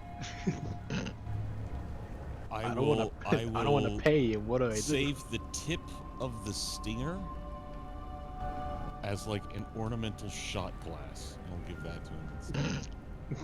He gives you a as perplexed a look as you can see from a skull. It'll be like an exotic piece for you to be able to use. Maybe something fancy, some spicy foreign drink. You can serve it in this and give him that showy pizzazz, you know? Well, Charge extra for it. thank you, I suppose. Listen, normally I give people some of the food, but I don't really know how. I'll be honest, I don't know how to show my gratitude to you, except maybe like paying. But you look rich. Do you want money? Can I do anything? Do I pay That's you fair. now? He whispers under his breath. Foreigners. It is fine. It is fine. Just let me close up here in the kitchen, please. Just leave it. He just leave a coin on his nightside table. Oh no, was I accidentally bone racist? Oh no. Oh no. I don't mean to be racist. It's just in my blood. I don't mean to. It just comes natural. Grandpappy always said he was proud. I never knew why. Never knew why. Okay. So as you spend the later hours of the evening kind of around a table that Taztic has set aside for you in the tavern. Most everyone here The has chairs are up on all the other tables. yeah, pretty much. But considering you've made your own food, he's not bothered by it. Yeah. After Grog is just eating it like a giant lobster. yeah, it's very weirdly stringy. But Yes, black hole. later in the evening, you notice Whitstall kind of returns into the inn. He is visibly shaken, but this is quiet resolve in his eyes. And he pauses for a moment to see you all eating giant scorpion. Wang Xiong. Hello. Gronka waves a I claw saved that's you. like the size of his torso. Here's some stinger. It's spicy. You know what? After the day I've had, sure. And he kind of sits down beside you. You can see there's the weight of something that's heavy on him. After a moment of after swallowing a mouthful of scorpion claw meat, he speaks. Well, that was more than I expected.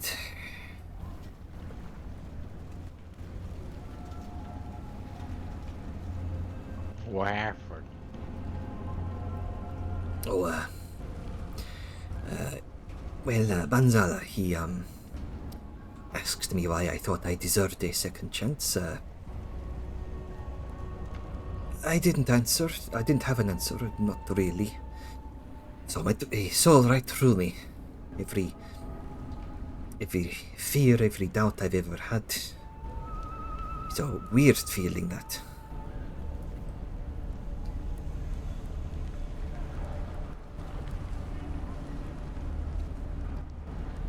Yeah. Told me that. Good scorpion, by the way. Bank.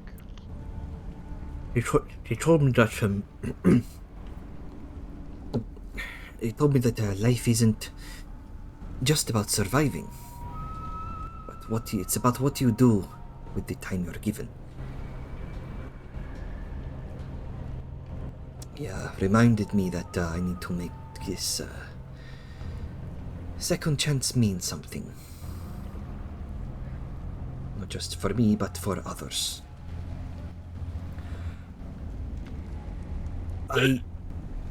I think he wants me to leave behind the dangers of the road and focus on teaching.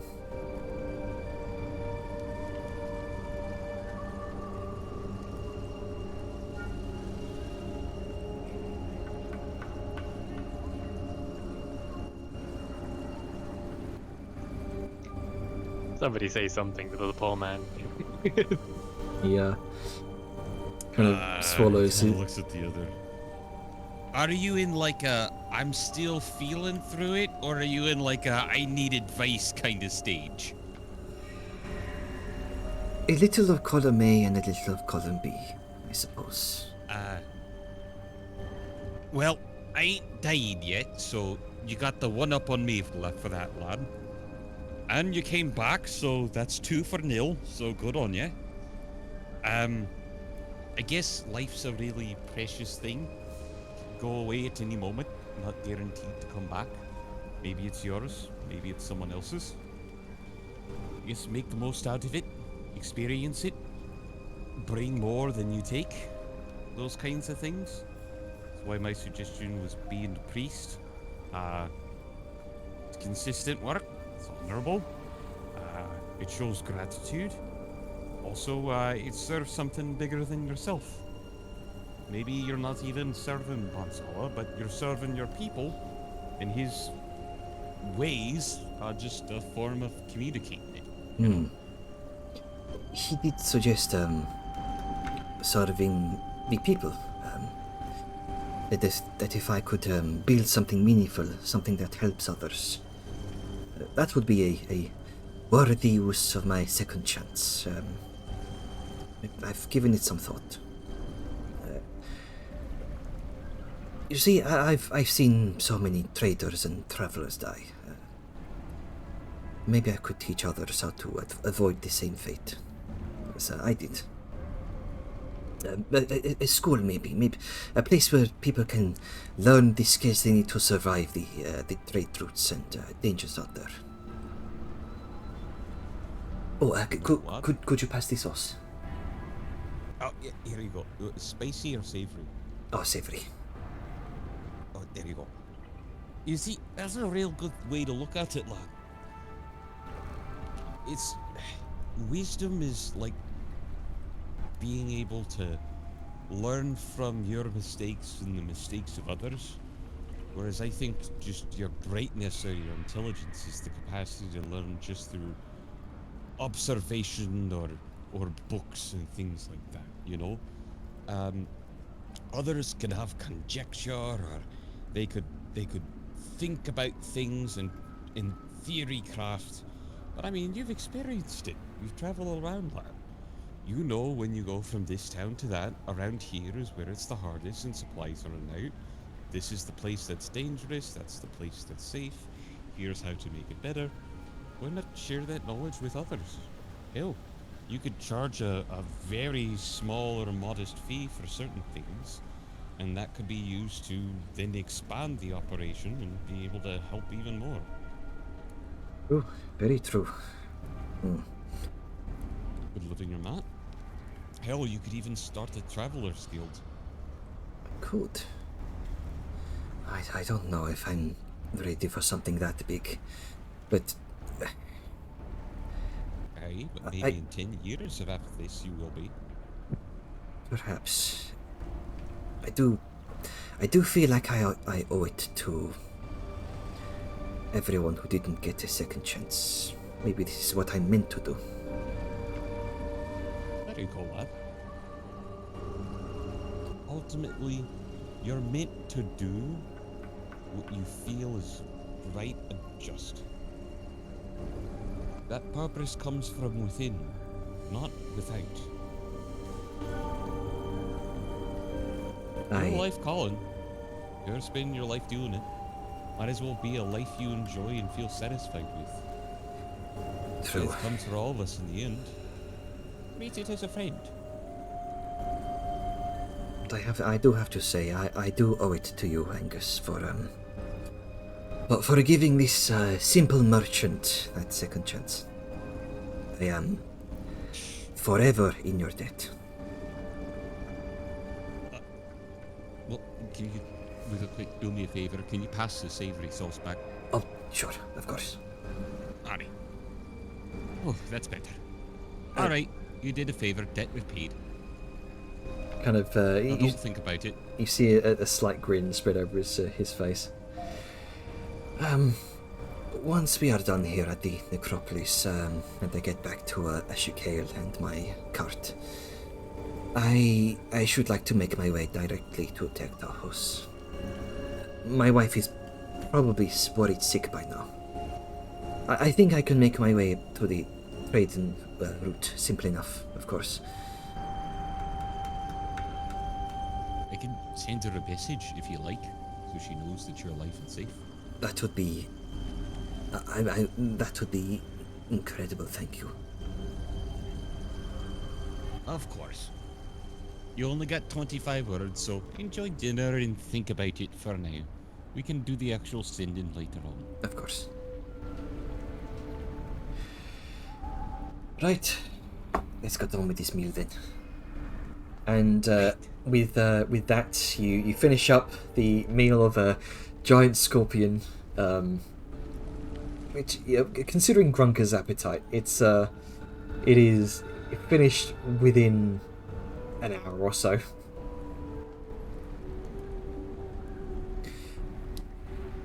So, anything else before? Anything else before? Excuse me. Anything you want to do before you head to bed for the evening? I want to talk to Gonzala. Oh, okay. Oh, talking to the B-main. The big dog. Big dog. Let's see what you got. Focusing on the necklace to talk to Banzala.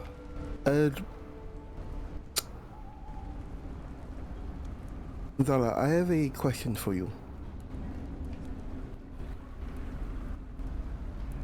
There's a long, cold pause before something sneaks its way into the back of your mind. A cold chill kind of sends shivers down your spine.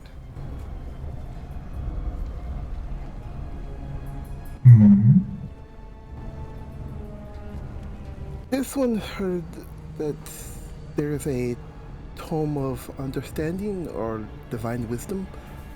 More accurately put, I was looking for it in the records of the Shaman's Mantle.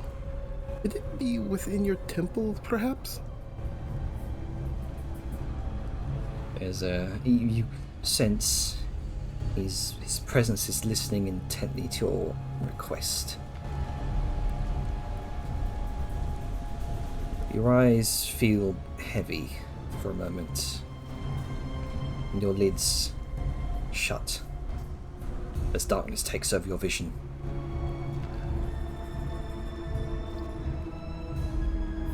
And you see a figure emerge from the void, a tall figure of obsidian skin, golden tattoos, a regal headdress of bright gold feathers, and a grinning skull. He kind of crouches on his throne before you. Ah, the Tome of Understanding. You got an eye for the rare and valuable, I see. I know exactly what you're asking for.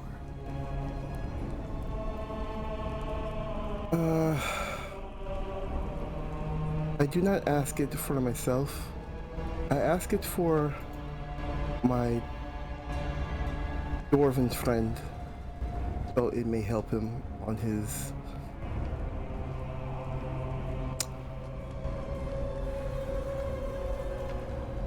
mission. Or so I've heard. I got the feeling.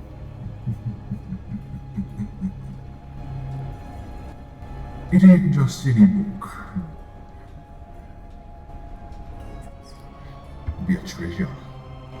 A rare piece of wisdom crafted over centuries. Each page soaked in the knowledge of great minds who came before. The kind of book that changes you deep down. Let me tell you, it didn't come into my possession lately. The flickers of his wrist, Banzala summons a tome in his hand.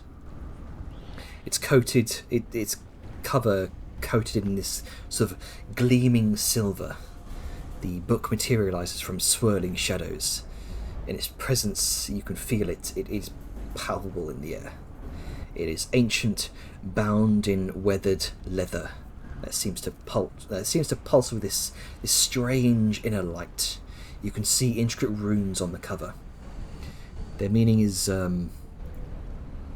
elusive, yet almost enticing in a way.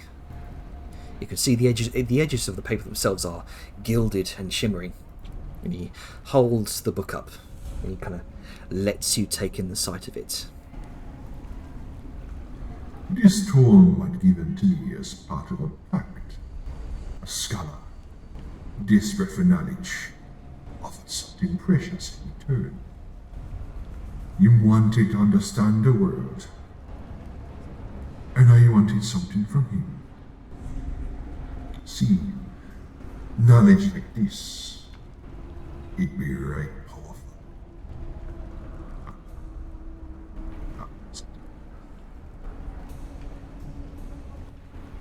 No. Yeah. If you want this tool, you'll have to figure out something to offer your whole body. A book, an artifact, something that holds the same weight in the world of magical knowledge.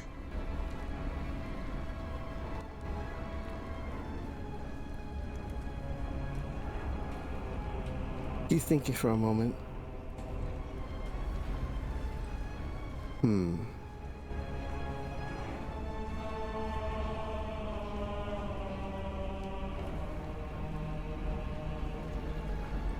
If you got nothing of equal value right now, that's fine by me. Maybe I'll find something worthy later.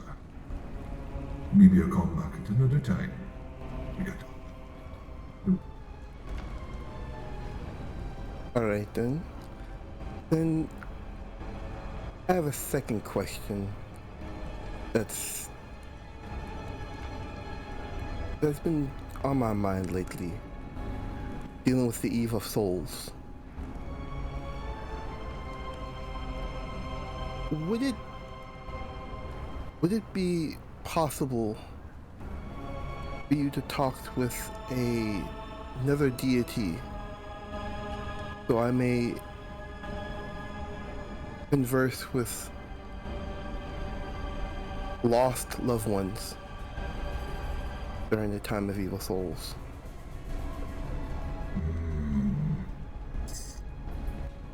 You'll be asking a tall order there. You see, when the Eva Souls, the gate to the other side open wide in all my temples across Tanzania.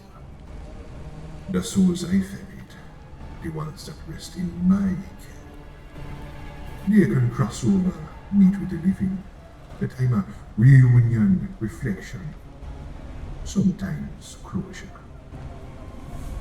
No, if the souls you want to speak with belong to me, if I ferry them, made a deal, or if they followed me in life, then sure. It'd be all about the connection. And if they're on the other side, what I hear. But, like you said, if they belong to another god, or if they never walked the path that led to my domain, well, we don't got them. We can't hold them. They be beyond our reach. I did have to find another way to speak them. Each god keeps their own souls, and we don't go messing with others' business unless there's a reason. We can try talking to other death gods. But you gotta find the right big priest up here.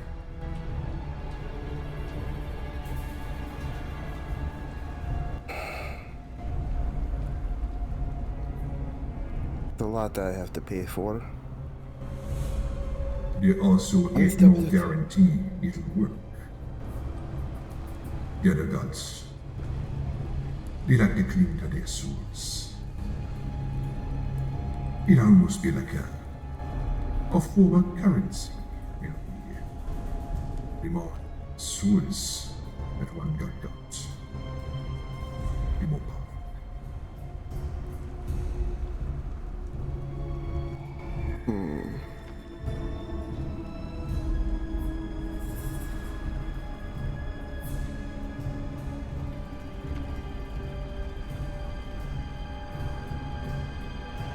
Guess that kind of answers my question. Boy, damn.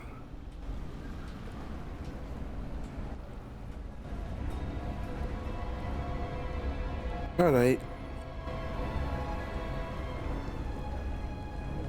Oh, and before I leave, Nazara, the one that we're supposed to collect the debt on, correct?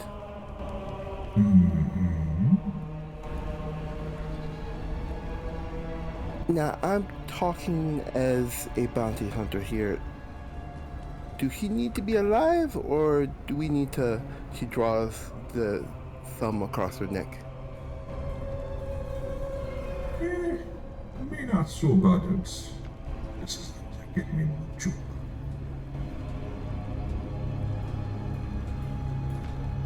Understood. Thank you for your time. presence in your mind recedes, that cold spot fading.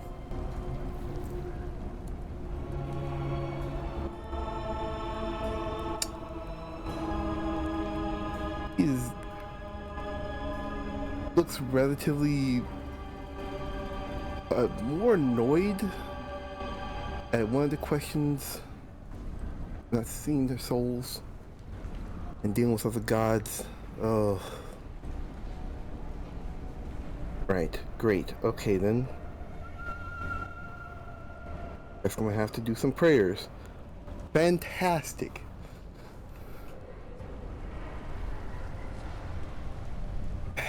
He's just going to sit down and get a piece of parchment and an ink, well, with some ink, and just start writing. At least her thoughts down for at least a moment.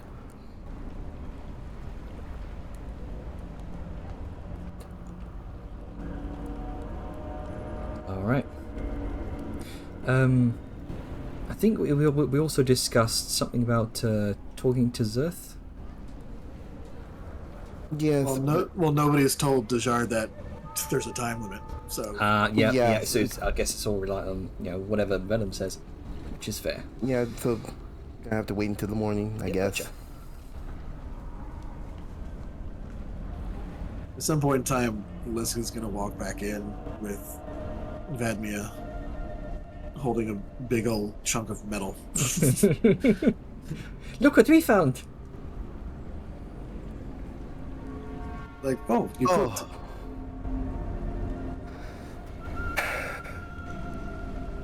But through the earring is probably hears the large footfalls coming in. Goes to the door. Oh, this would be when everyone's down in the Okay. eating area. Okay then. I was confused. I mean, she would take Vadmia back to Sable's room if she was delivering her there. Alright. Door seems to be locked. No, that's it. Fuck Jenner. I just said she brings it back when everyone's eating downstairs. Oh, right. Gotcha. You already said that before.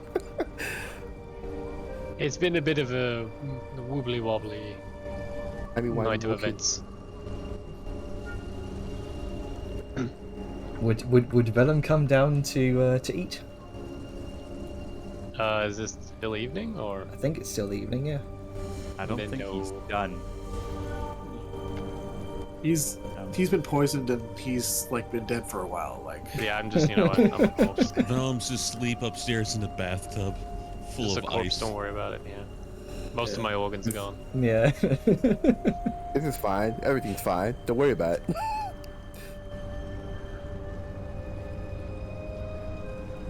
But no Velen for the remainder of the evening.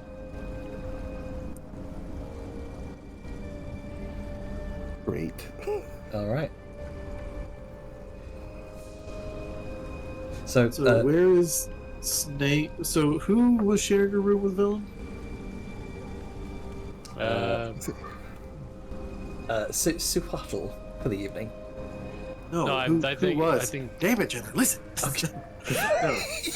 In the party, I think Avon was Oh, referring to. right, I don't, gotcha, I, gotcha. I, Who was? I don't remember. I said who was, think it not may who have is. been Dejar. I don't know. I don't remember what the final consensus was on Oh, that. I It thought it was depended on who Dejar. was bunking with Sao. I think it might have been Angus.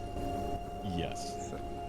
Yeah. Okay. Yeah, I The thought it was door Dejar, also 'cause- probably would have been locked under a different circumstance.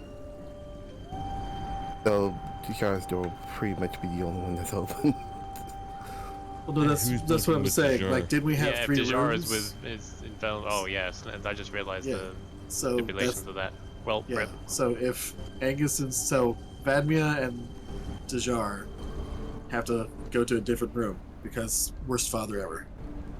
Come on, Yeah, man. you pay for a different. That's right. You feel bad room, because so- it's your own guilt. Fuck you for making me have guilt. I need you to watch my kid while I go fuck this broad. Also, Fuck you're fuck this homeless crazy tonight. bitch. Yeah. He Oh didn't my know God. What would happen? Yeah, but he also knew that the sleeping arrangement like this, and she offered her own place. That It's was his me. That was decision. me as a player forgetting what the arrangements were. For some reason, I thought Dejar had her own room. Regardless, I guess Dejar I would have done it and very differently Vamia- otherwise. Okay, I so guess Dejar and Vamia are sleeping in Liska and Grunka's room. Okay, sure. If I can, I don't like doing this, but since it was purely a me oopsie, if Vellum would just get a different room. He's not That's gonna too late. kick two It's fine. people out. Shit, just like, it is fine. established by now, my man. Damn it, Mhm. fucking! Yeah, just it's 'cause fine, I'm an it's idiot alright. doesn't mean Vellum. Well, Vellum is an idiot. He's a different kind of Now idiot. hold on. Don't you dare disgrace the consistency of Mr. Fajir. He wouldn't go, "Hey, Dejar, take my daughter out of the room and buy yourself a different room." That is not in his character. But Didn't if say it's- bye. He didn't even think about. He didn't do that. He think just that said far. you Yeah, watch he her just be said busy get- for a while. Yeah, he just said get the fuck out. I, And then It's it's Liska be like, oh hey, do you want to sleep? Like, I I guess since that's remember busy, as a player, and sleeping it makes here. me angry. it's fine. It's fine, I you- guess Liska's going to sit there and she's going to cuddle up with Vadmia and like just be a big, warm, fluffy Yeah. thing that she can fall asleep on. Tail is pretty much as big as Vamia, so she can probably use that. Just kind of curl up in the nook of the huge kind of gunmetal blue fluff of Liska's tail. There you go. I feel like an asshole now. Hey, so Operation successful. No, I don't like doing oopsies because of player stupidity and it makes me feel dumb. I'm It's not gonna, fine. I'm not gonna harp on it. I'm it sorry. happens. It happens. You're good. It's just funny. It is slightly funny. It's just annoying to be because it's so out of character for him. Anyway, Hey, like you said, he needed it. look. Sometimes you think with your brain. Sometimes you think The with your would've little blood brain. has to. I The guess, blood but has to he come would from have just somewhere, gotten a man. different room if he knew Dejar was in his room, but he would have known, but I didn't because I'm stupid. Anyway, I mean, to be fair, forward. you had a super fucking crazy chick on the hook. I feel like you probably weren't thinking about other things. Plus, It's- he was it's messing with perfectly you a fine. lot, so Yeah. you. He's You are little- not very he's half experienced human. with women, and you pulled a baddie. I don't think that Vellum is going to be thinking about all the nitty gritty details. You're just like, oh shit, alright, here we go. She knows too much about me. It's kind of weird. I want to see what else she knows, you know? So, like, it's okay, Hey, boss. hey.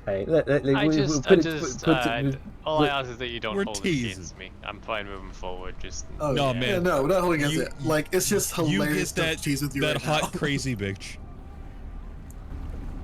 You get that shit, bro. None of us are. You're yeah, not I faulting just, you for it. it's a dick move, and I feel bad for it. But It's anyway, alright.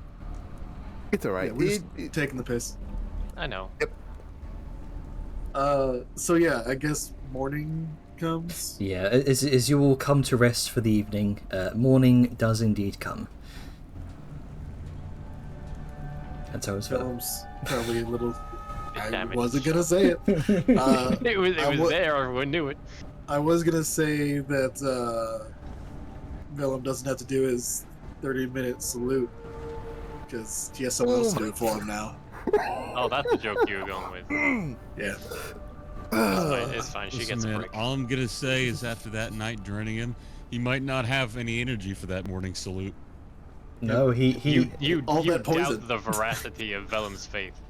No, we just don't doubt We're not the not his amount of poison face. she I'm has. just saying, man. I mean, you guys missed the con save you did earlier. He succeeded. Yeah, Oh, but that was really? last night, not this morning. Oh. How many con saves do you need against poisons? Oh, That depends on Never the mind. poison. I'll leave it a mystery. Who knows what that con save Um, was for? Anyway, as you all come Yeah, to morning comes. wakefulness, you all kind of make your way out of your rooms, and you all find yourselves in the meeting area of the inn. Weirdly enough, it seems that Sifwatl isn't there when you wake up, Bellum. As I wake up. all of you would assume he slept in the first place. That was what. Spoilers. That was what the con save was for. Well, But no quote sleeping involved. Yeah, quote unquote sleep because of your packed out amulets. Boy got still tired resting. out. Bruh. I Anyway, just confused myself now. And you, as you kind of turn over in bed, you see there is a small vial of red liquid on the pillow next to you. Concerning.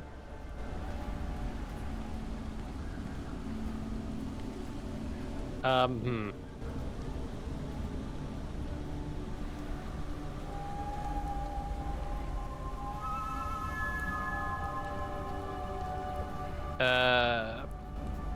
Sorry, I was formulating my brain thoughts. I'm a little off today, if you haven't noticed. I apologize. Yeah,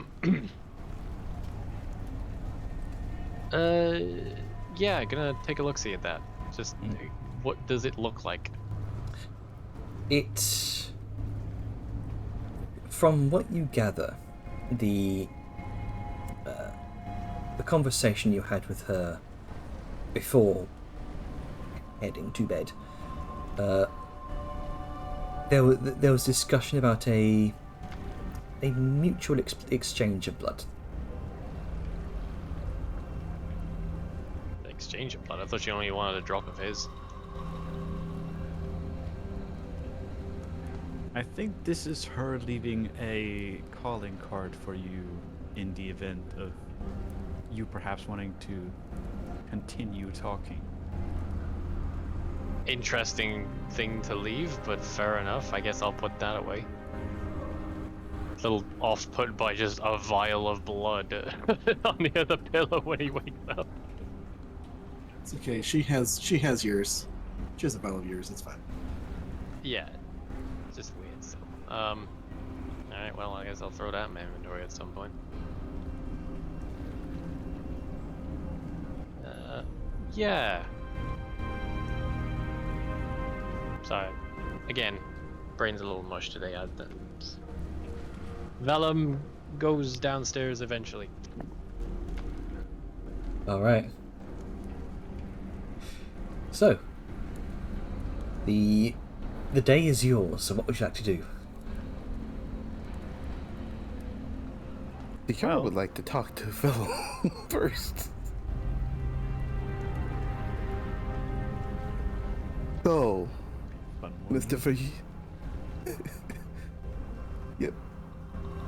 So, Mr. Fahir, you seem to have rested well. No, not really. Right, I know I have things to talk about. Right, is everyone here? I don't know. Look around for a bit. Jack. He's being very, very. You're very sassy at the snarky moment. today.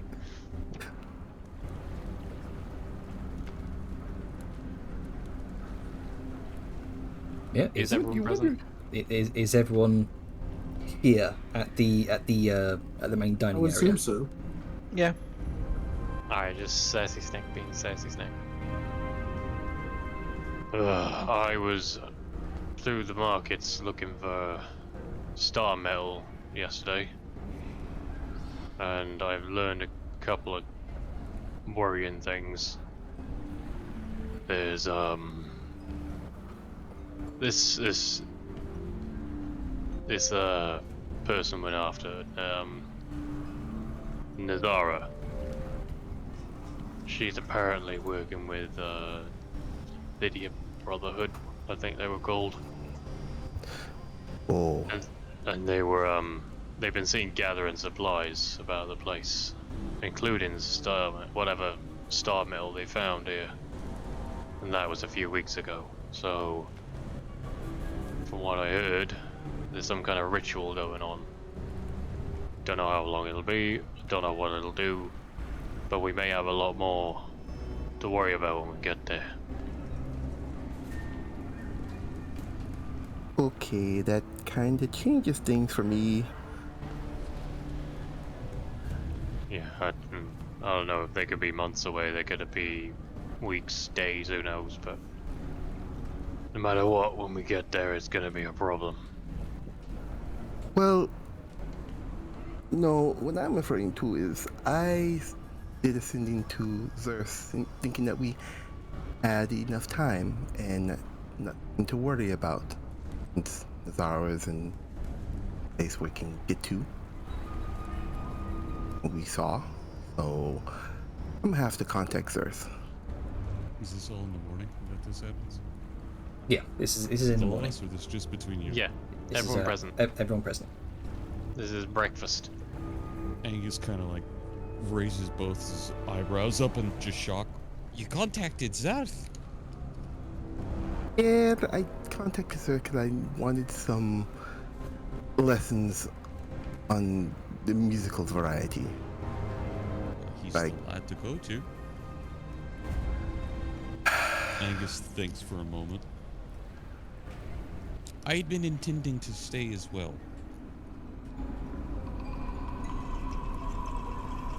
I had the desire to stay here and really get some work done. I would honestly probably slow the group down if you're going on foot. Without my tank, I'm quite a slow lad. You give me time to really work on some of the serious projects. And, well, if you're trying to move quickly or quietly, I'm gonna be a hindrance to that. And if So Zer's you- coming, well, I'd want to see my buddy, to be honest with you. Are you sure you're gonna be alright back here? I love this place, as he kind of looks around the necropolis. This is the first group of people I've found that practice their faith in the same way that I do. I'll be fine. I'm confident this place is safe, and if it isn't, well, I'm gonna make it safer. But I have a feeling good old Banzala boy up there is pretty good at keeping the peace. He just kind of smirks. Besides, worst comes to worst, you've got some stuff on you that I've made. We have these fancy trinkets. If it's an emergency and somebody's dying, I can try and use this little... Dejar, what's the word for when you kind of just like... and go somewhere? Teleport. Aye, I could do that. Because I imagine if you have something of your own somewhere, or someone you're quite familiar with, it's got to be quite a bit easier to, you know, do it. That's You know essentially how it exactly goes, where yeah. you're going.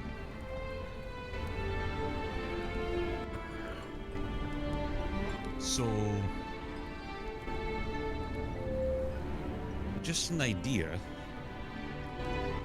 If he's coming here, you might even be able to stay and get your lesson.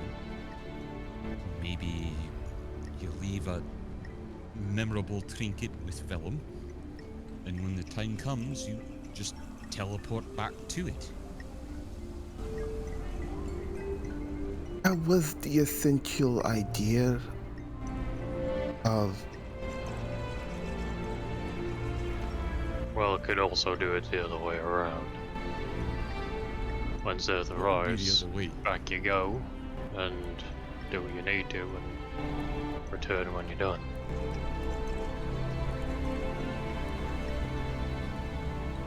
I do There's have... ways to make this work. Yeah, I do have other spells that I can come back here with. This requires a little bit more finagling, but I don't just need to use teleport. Go onto the trip, use a word of recall. He holds up a brown little book that has a fear of the known world on it. I can pop back here and then use teleport to go back. There's a lot of ways to do this, but let me talk to Zeus. He knows what's going on. Fair enough. Well, it'll be weird not having you with us, Angus. But it's not forever. I know that much. Aye. Here's the thing. There'll come a time where, for a year, I'm gonna have to stand by my temple. A year straight. Might be a good idea to see how you work without me. That way, as time goes on and you continue to have to do your adventures, well, you know what kind of void I'd be leaving and how you can fill it. Like a little taste.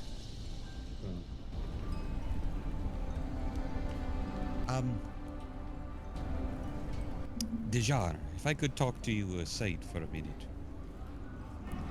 Sure. You mentioned that spell. Words of Recall. Yes. How do you intend on using it? Well, since we're technically Banzar's debt collectors, we can basically have this area as a designated sanctuary deity. But that's a spell that's limited to high-level clerics, lass. You have to have direct divine power to use it. You hold up the book. This is a book for wizards. It has the word of recall in it. Flips to the page. I have to attune to the magic of this book in order to use said spell. Otherwise, I can't use it. Interesting. I have several Normally books like that this. is a restricted sort of spell. Only clerics could be able to do that. It would be a very powerful item indeed to be able to bypass the restrictions, the spheres of magic. I would be careful with that, lads. If you go off using cleric and divine powers without being one, you invite a great power that you don't understand. Not because you aren't brilliant, but because it is one that questions your identity, your being, and your faith. It can shatter your soul, not just your mind. I trust you to know magics, but when it comes to incantations, and he taps towards the book, please be careful. Faith is just as much of a dangerous weapon as is it a tool to help. Wield the chef's knives uncarefully. You can cut your fingers. Angus, But I'll choose to have faith in you, my friend. I appreciate that, and I also know the dangers of having one's soul shattered due to a best way of saying it, cross-contamination of faith. I've witnessed that firsthand. I know what destruction. I'm well aware. I'm just letting it be known.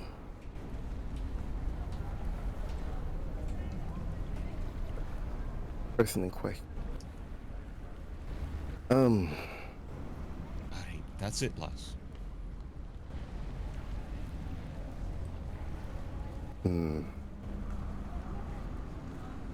Let's just say it was not the person.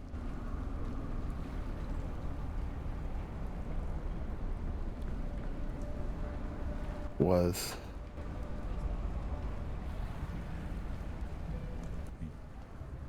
It's a question for Jen, don't mind that. But that's all Angus had to for the aside, just that. Okay.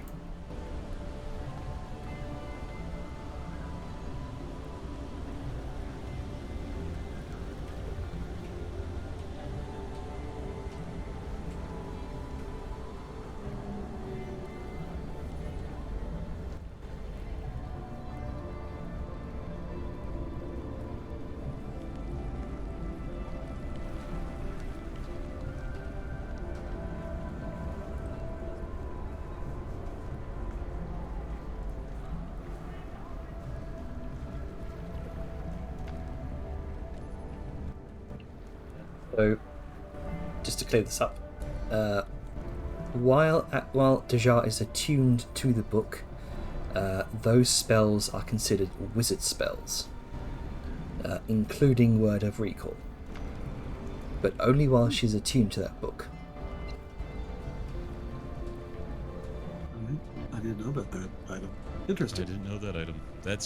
It's very interesting because normally you aren't allowed to use spells from other schools for balance reasons. So them making that item is an interesting sort of shift in their design patagram. Yep, so Tasha's Paragon. cauldron Paradigm. of everything. And the Paradigm. interesting, the Atlas interesting of part Endless about that Horizons. book is it's not the only one. Yep.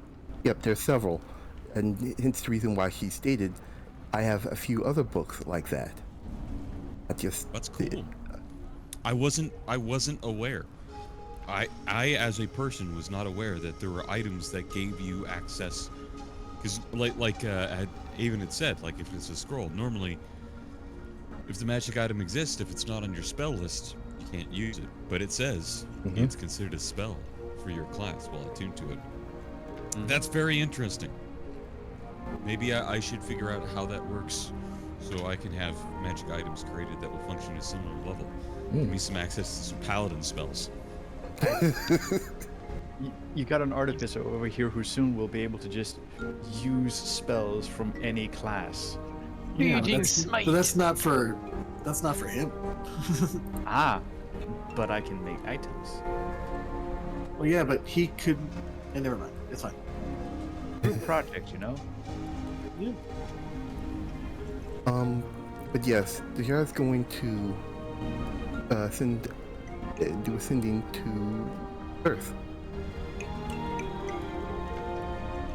Right. Fucking over here like, tell him I said hi. He gives Angus a thumbs up.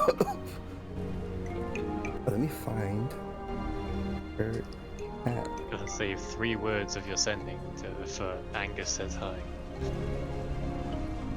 I'll just cast another Cindy thing for that. It's fine. Right? Wait a minute. I have sending. I can say hi. Yes, I you was wondering do. about that. I joke, but I imagine that like, Is it like he still regularly just chats with them. It's like two sendings at once. Dejar in one ear, Angus in the other. Like getting Right. 2 phone calls. It ain't easy being popular. No, It's Earth. He's used to it. Oh yeah, yeah. His Right. his swathes of swooning fans, as he's probably gathered by now. Pretty much. My man. Dual You're the booty sending goblin. secretary. Yep, fucking charisma. Riz. Anyway, here's the sending. Thus, I forgot in my haste that we have important business to conduct first, and there is a time limit. Please wait in Tactahos. See you there, and I will do another sending message. Also, Angus says hi. Wait, wasn't he coming here? Why are you talking about Tectiles? But I wrote Because that's where previously. Zerth was going before Dejar asked him to come here instead. Oh. Yeah, I thought the plan was still for him to come here, but whatever works. I mean, I'm so just waiting. I'm just confused. Yeah, I'm confused. So you tell him actually we'll meet you at Tectahos? So Okay, you made him turn around, spend an evening coming here, and then said, "No, nah, never mind, meet you there." well, I think you might have oopsied and meant to say, you know. no, there was not oops. Oh, okay. It was not oopsie. It was just the fact that my girl thought she had time to let him come over here. Now that she knows what's going on from Vellum, he would send that. But depending on what he says, I don't know. I'm waiting for that. I mean, he said Wait. all he's gonna say, just, you know, this is what's happening. Yeah. Okay. And then there was a whole conversation about like Angus staying behind and you being able to teleport back here if need, like for when Zerth gets here. Yeah, I thought the whole plan was understood that Zerth was coming here anyway, and Well, then you were going to still, teleport back, you or you were have- going to stay here and then teleport You have forward. more spell slots for sending if you want to further clarify. Yes, that's what. Can I'm sorry, I'm getting on you when you should be. Yeah, I should be letting you talk. thank you. I'm sorry. Well, there's nothing wrong with clarifying. We did just have that entire conversation, and then it was kind of thrown out during the sending. So having a question and opening for conversation, I think, is okay. Let's just be mindful how we do it. Yeah. Yes. So, okay. Just to clarify for Zerth's response, it was, hey, I changed my mind. There's a time limit. Wait for us in Tech Tahoe's. And then follow Yeah. up, and Angus says hi. Yes. Okay. Zerth will respond with, that was a quick turnaround, my friend. Well, tell Angus he is in my heart as always, and give him a kiss. Tell him it's, and then it cuts off, and then the next 25 words from me, if you want. Bye. Then that awkward delay between sendings, Dajar already does it. It's like, if you want, damn it. Then he just realized between after sending that, then what Zerth says, and then the whole conversation beforehand. Oh, right. Bro, why can't you just keep your head in the game, please? All right. What? Last, don't worry. Here, I'm gonna solve this. If you don't mind. Please do this. I'm taking I don't a know where I'm at. vacation. Do you wish to stay with me in Zerth for the next couple of days? And then teleport to your friends, or do you want to go with them now? Choice is yours to pick. As a player, may I proposition a timeout so Spice can have a moment to think? Mm-hmm. Absolutely. This is the invitation in character also to timeout. Like, hey, let's Yep. pause. You're at a precipice. All right. So, what's your sending to Zerth? immediately after what Angus has said. Does the sending. Sorry, I was rushing without much thought. To explain properly, I want you to come and possibly teach Vaima. I had thought to take, and then next sending, time and crafting some resources for the upcoming fight. Still deciding what to do in the meantime before moving forward with either plan.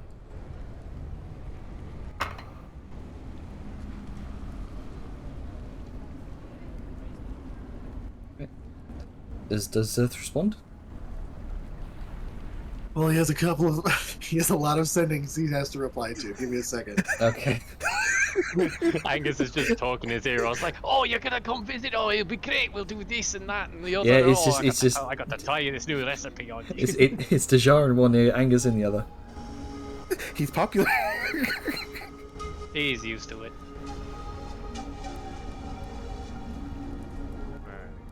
I've added a vial of blood to my inventory. Something I never thought I'd do.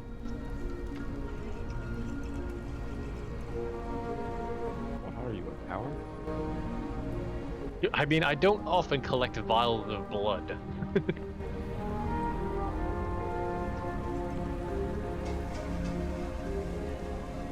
Till now, the strangest thing in my inventory has been a pepper. Do you think it's hers or yours? It's apparently his. Wow. How Yeah, romantic. like just a vial Okay. of blood left on the pillow. Okay. since Angus messaged first, the response to Angus will be, I seem to be very popular today, so many sendings. Of course I'll come. Give me but a day or two. See you soon, my friend. And then to Dejar. So I am to be teaching the young one now? I might have to start charging you all for my time. I spoke with Angus. I'll be there soon. And then, because the second message finished it up, kiss Angus again. Kiss him again. Kisses him on the forehead. you fucking. You're. Ooh. I love that this is all happening off to the side, and the rest of us are just looking over and seeing like them silent. Dejar kisses his head, and then nothing but silence again.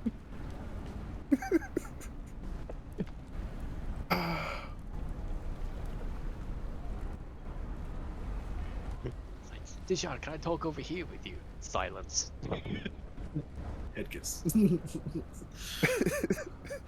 All right. So so Dejar is waiting here in the necropolis then. Along with Angus, it seems. All right then. Yeah. So the rest of you That way I are get them. Go ahead. Before they start heading off, there's a small conversation he wants to have with Bellum. Yeah, considering what the vague plan is, apparently. Oh, God, hiccups. Right. So I want to stay here and craft some potions so the upcoming fight could be better and well equipped. That's not to go in. Oh, you want to stay here too as well? Yes, so you guys just don't happenstance and do shit on instinct. You see our track record is, though good, could be better. Also, I heard from your daughter you tag along on the mission? Is she hearing this correct? Yes. She was feeling guilt about not doing her part, and she wanted to be more involved on this trip. And Okay. there's kind of a logic to it. I mean, she's got to learn how to deal with these Freys sooner or later. I was actually going to have her do some morning drills with Liska once I could ask her about it.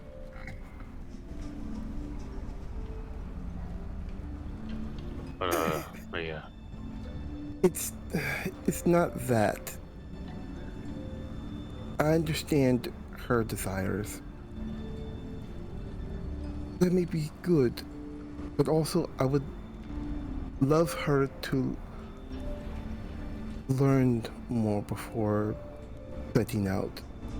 Weapons are fine, but I can't teach her spells like I do. Someone who's well charismatic as Zerth would be able to teach her a little bit better before the mission actually goes underway. So wait, let me understand this. You want Vladimir to stay back here as well?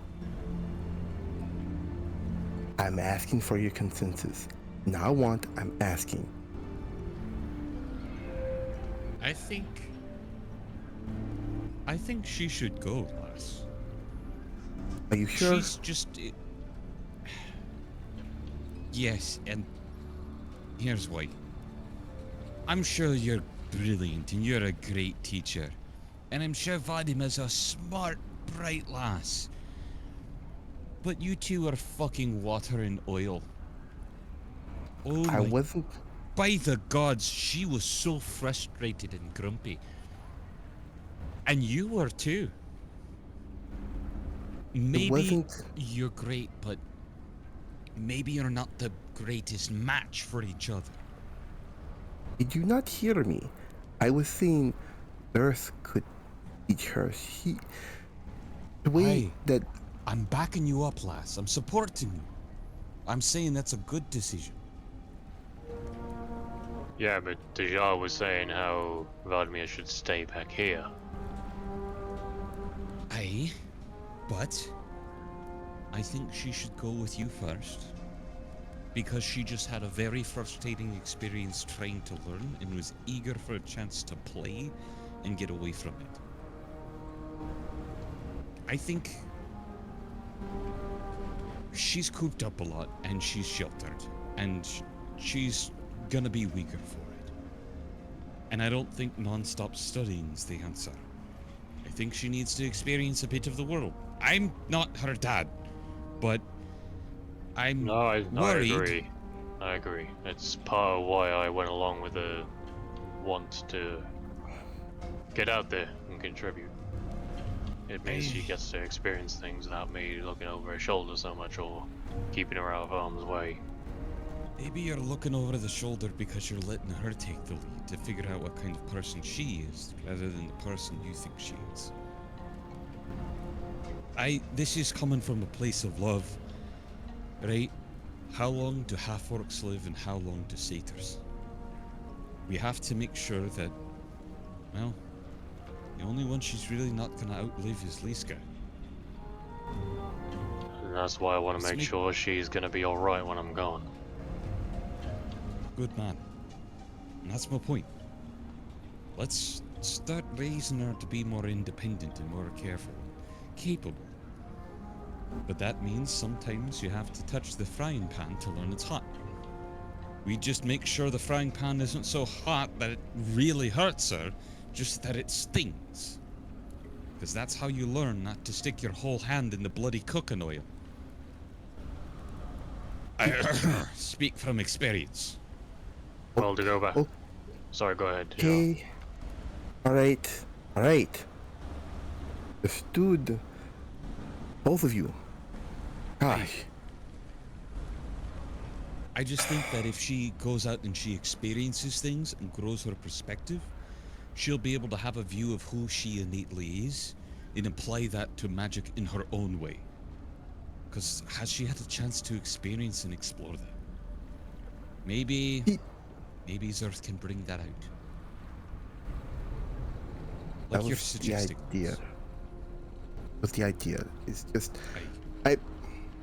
thing that I worry about, and I'm glad she has this large supportive system, is while experiencing the world, she doesn't get too injured on these type of missions. All I worry about is doing something like this can change someone for the good or worse. I think of the worst before the good could happen. Just me. Maybe it's the way I've been doing things. Me too, Loss. I like to think about the worst and prepare for it. So if it happens, I'm ready. And if anything better than the worst, well, it's a pleasant surprise. Well, I think we you have might to be prepare for the worst getting that ahead of will happen, too. ourselves, because before anything, might be an idea to actually ask her. Yeah, Liska's Yes. Liska's going to like be sitting there looking out, just like, and kind of to that note, just be like, all of you are talking like Vladimir isn't here able to hear you. Speak about her as if she is but a child, an inanimate object. But also, just for clarity's sake, Deja, are you saying that Zerth will be coming here, and you think he could potentially teach Vadmir, and then when you return to the party, Vadmir goes with? Or do you want her to stay here? I was saying that the idea was that I stay, she stays, learns from Zerth, and she comes with me back to the group.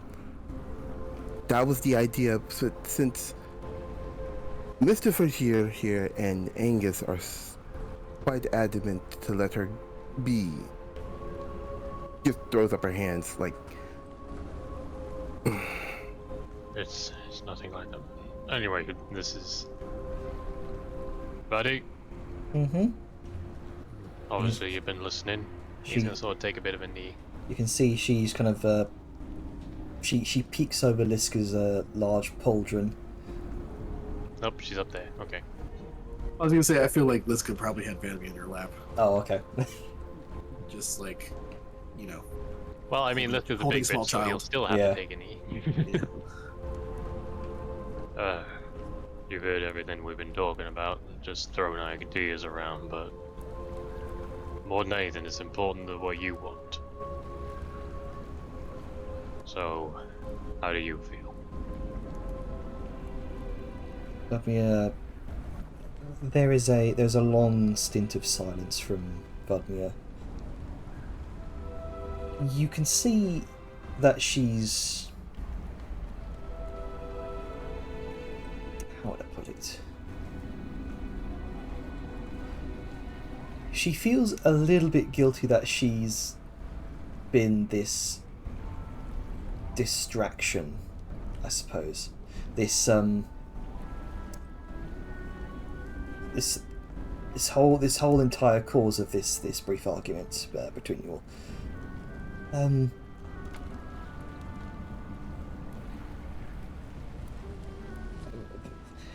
Vatmia would like to go with you. Insight.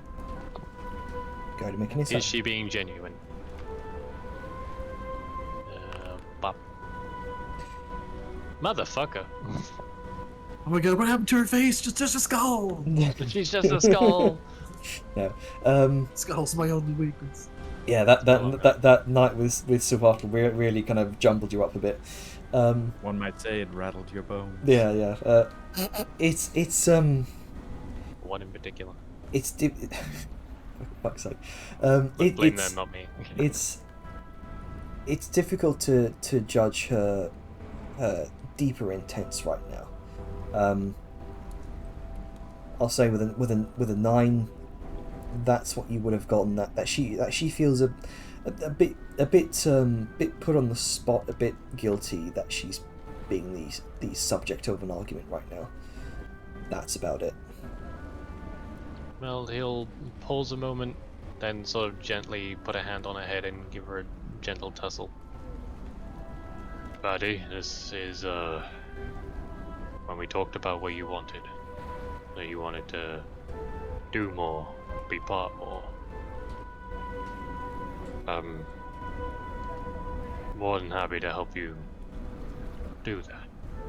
And if this is really what you want, then you can come along. But if you want to stay back a couple days, learn what you can, then come back, then that's okay too. It's your choice and you're free to make whatever choice you want without worrying about anyone else. He again thinks for another moment. And then her eyes widen as if she's just... She's found an idea. Maybe if Fatmir goes for a few days, see what it's like. And you have those weird amulets when you came out of the throne room. That we do. Those do teleporty things, yes? That's right, and that's how Dajar's gonna get back to us eventually. Maybe if Vatmir goes with you for a few days, and then stays back at the teleports with one of you back to. You can see as she's squinting, she's trying to wrap her head around the various Logistics of teleport. Yeah. Maybe if she teleports back with one of you to here, and then learns a bit, then teleports back to all of you in the jungle. I think that'll work. And this is what you want? Fucking sharing custody. I'm not sure what that I means. must do. I don't know what that do means this.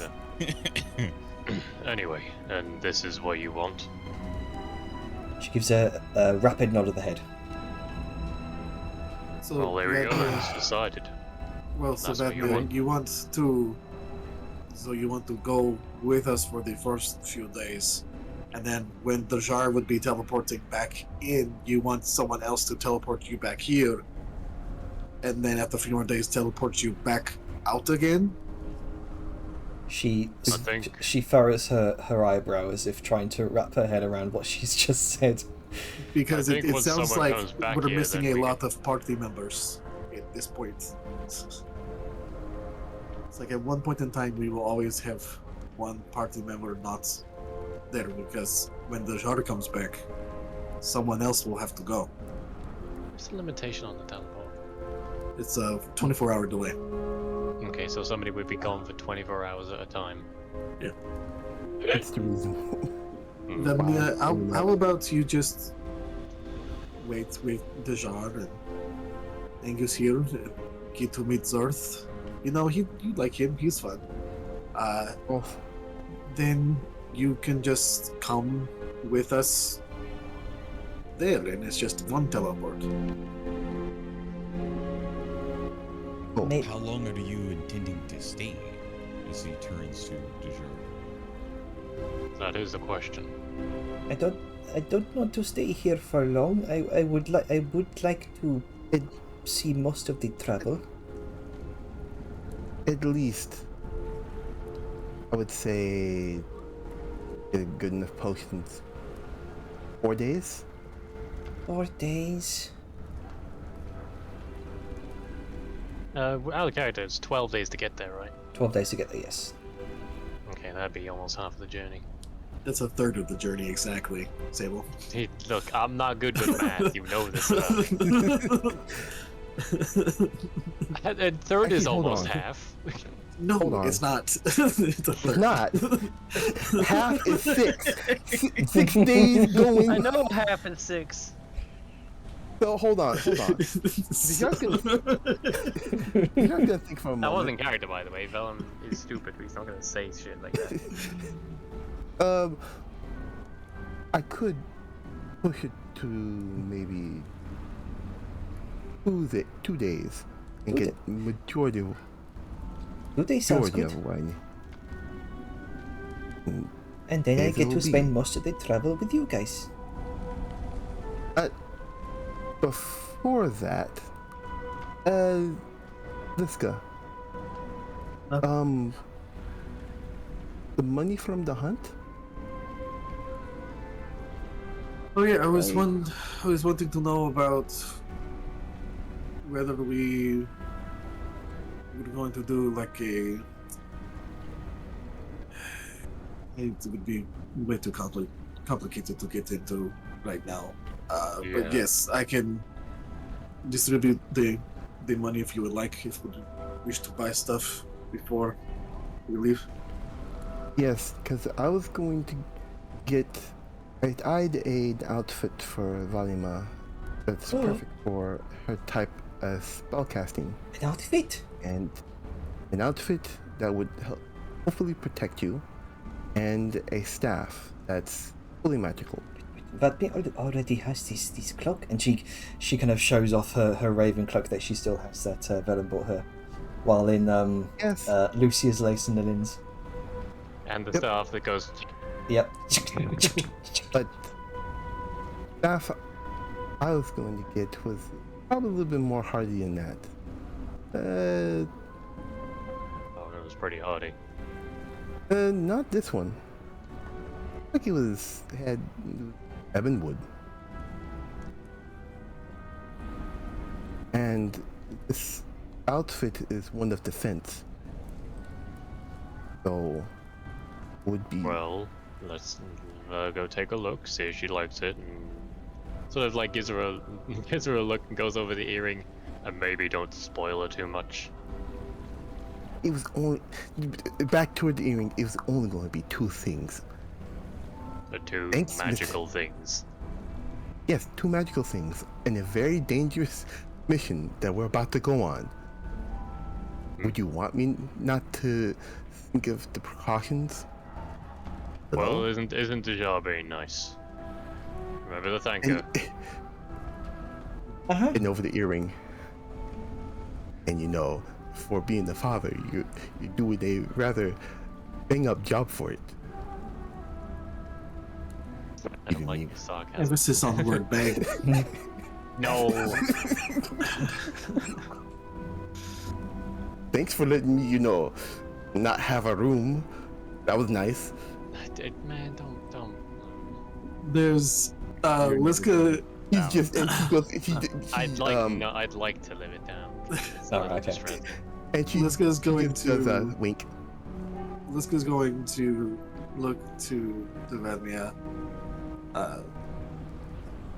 So you'll be getting a staffing, potentially some new things to wear, but you will be staying for some time before joining us out in the field. It was 2 days, wasn't it? I do not know, possibly 3 or 4. Dejar, Either you way, said most of the 2 time days? is going to be spent going and coming back. And to be fair, most of the exciting parts are going to be in the later half. So you will won't be missing much if you have to even stay 3 or 4. Okay. I suppose I could do 3 or 4. Thank you, Liska. Sounds a little upset about it. I've just a thought. I mean, I don't mind paying for accommodations, as it kind of looks over to Dejar. For you and my bestie. Why don't we take some time not having to look after a kid? No offense to you, darling, it's just we originally wanted to study one thing, and then would be 2 with you. Maybe instead of having to split attention, we could focus while you're out adventuring on what we have to ask Mr. Zareth. And then when you come back, you could tell us all about the stories and the adventure. Maybe I could hire him to write a song about what you do. And then you won't have your attention divided and you can focus wholly on one thing. Instead of about, the adventure that I'm missing while I'm back here studying. Or, I wish I could ask a question, but I'm out here on the trail, You'd get him to write a song about me? I would pay him to. And you know what? Maybe he can write the song so I can play it on my harp. And then I can play the song for you. I will hire him to write a... Bellum, what's it called? A song? What's the song? I don't know the term. To write a song about your adventure. So you'll have to have a good adventure. Face kind of lights up at that. I'm gonna interject here and just say, he kind of looks right at Dad. Maybe she needs to focus on one thing and get good at that before we pull her in 100 different directions. Or 2. That's a lot for her right now. I'll cover the costs. And that means you don't have to be blinking back and forth the whole while as he turns back to Dejar. What if she just sees him when he's done? Is that a good compromise?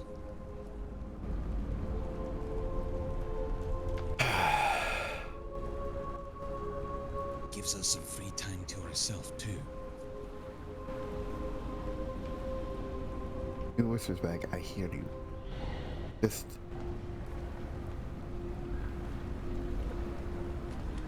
All parties be fine. I'm sorry, you cut off there. Sorry, I don't know why I did. Would all parties be fine with it? He's looking to everyone. He gives got a nothing to rapid say on nod. it. I'm So for just fine with clarification, it. my understanding of it is, Dejar stays back for the few days. We start heading over, and then when we come back from the job, Zerth and Vardmir stuff. Is that what I gleaned from that? Okay. I'm suggesting, instead of overcomplicating this, she originally wanted to go on the adventure. Let her go on the adventure, and let her tell all the cool stories to the bard when she gets back, and she can focus on one thing, and we don't have to deal with the real life and the in-character hassle of teleporting back and forth and dealing with all that crap. I'm okay with that. All right, sorted. Let's yeah, we're getting into too much analysis paralysis, I think. Yes. So with that Yeah. in mind, well, let's that sorted then. And that's all right with you, buddy. Uh-huh. Now I believe Dejar wanted to spoil you, and why not now? We got today to sort ourselves out and leave. Maybe not all day, but why don't you two head off to the market? Okay. And she kind of skips out of the room. You coming, Dejar? Yes, I'm coming. She just gives Willem just a soft nod before heading with Vaima to the doors. Yeah. Dejar wanted to make sure Vladimir was prepared, so at least she gets a little bit of that before we head off. Does Liska distribute the funds from the completed contract?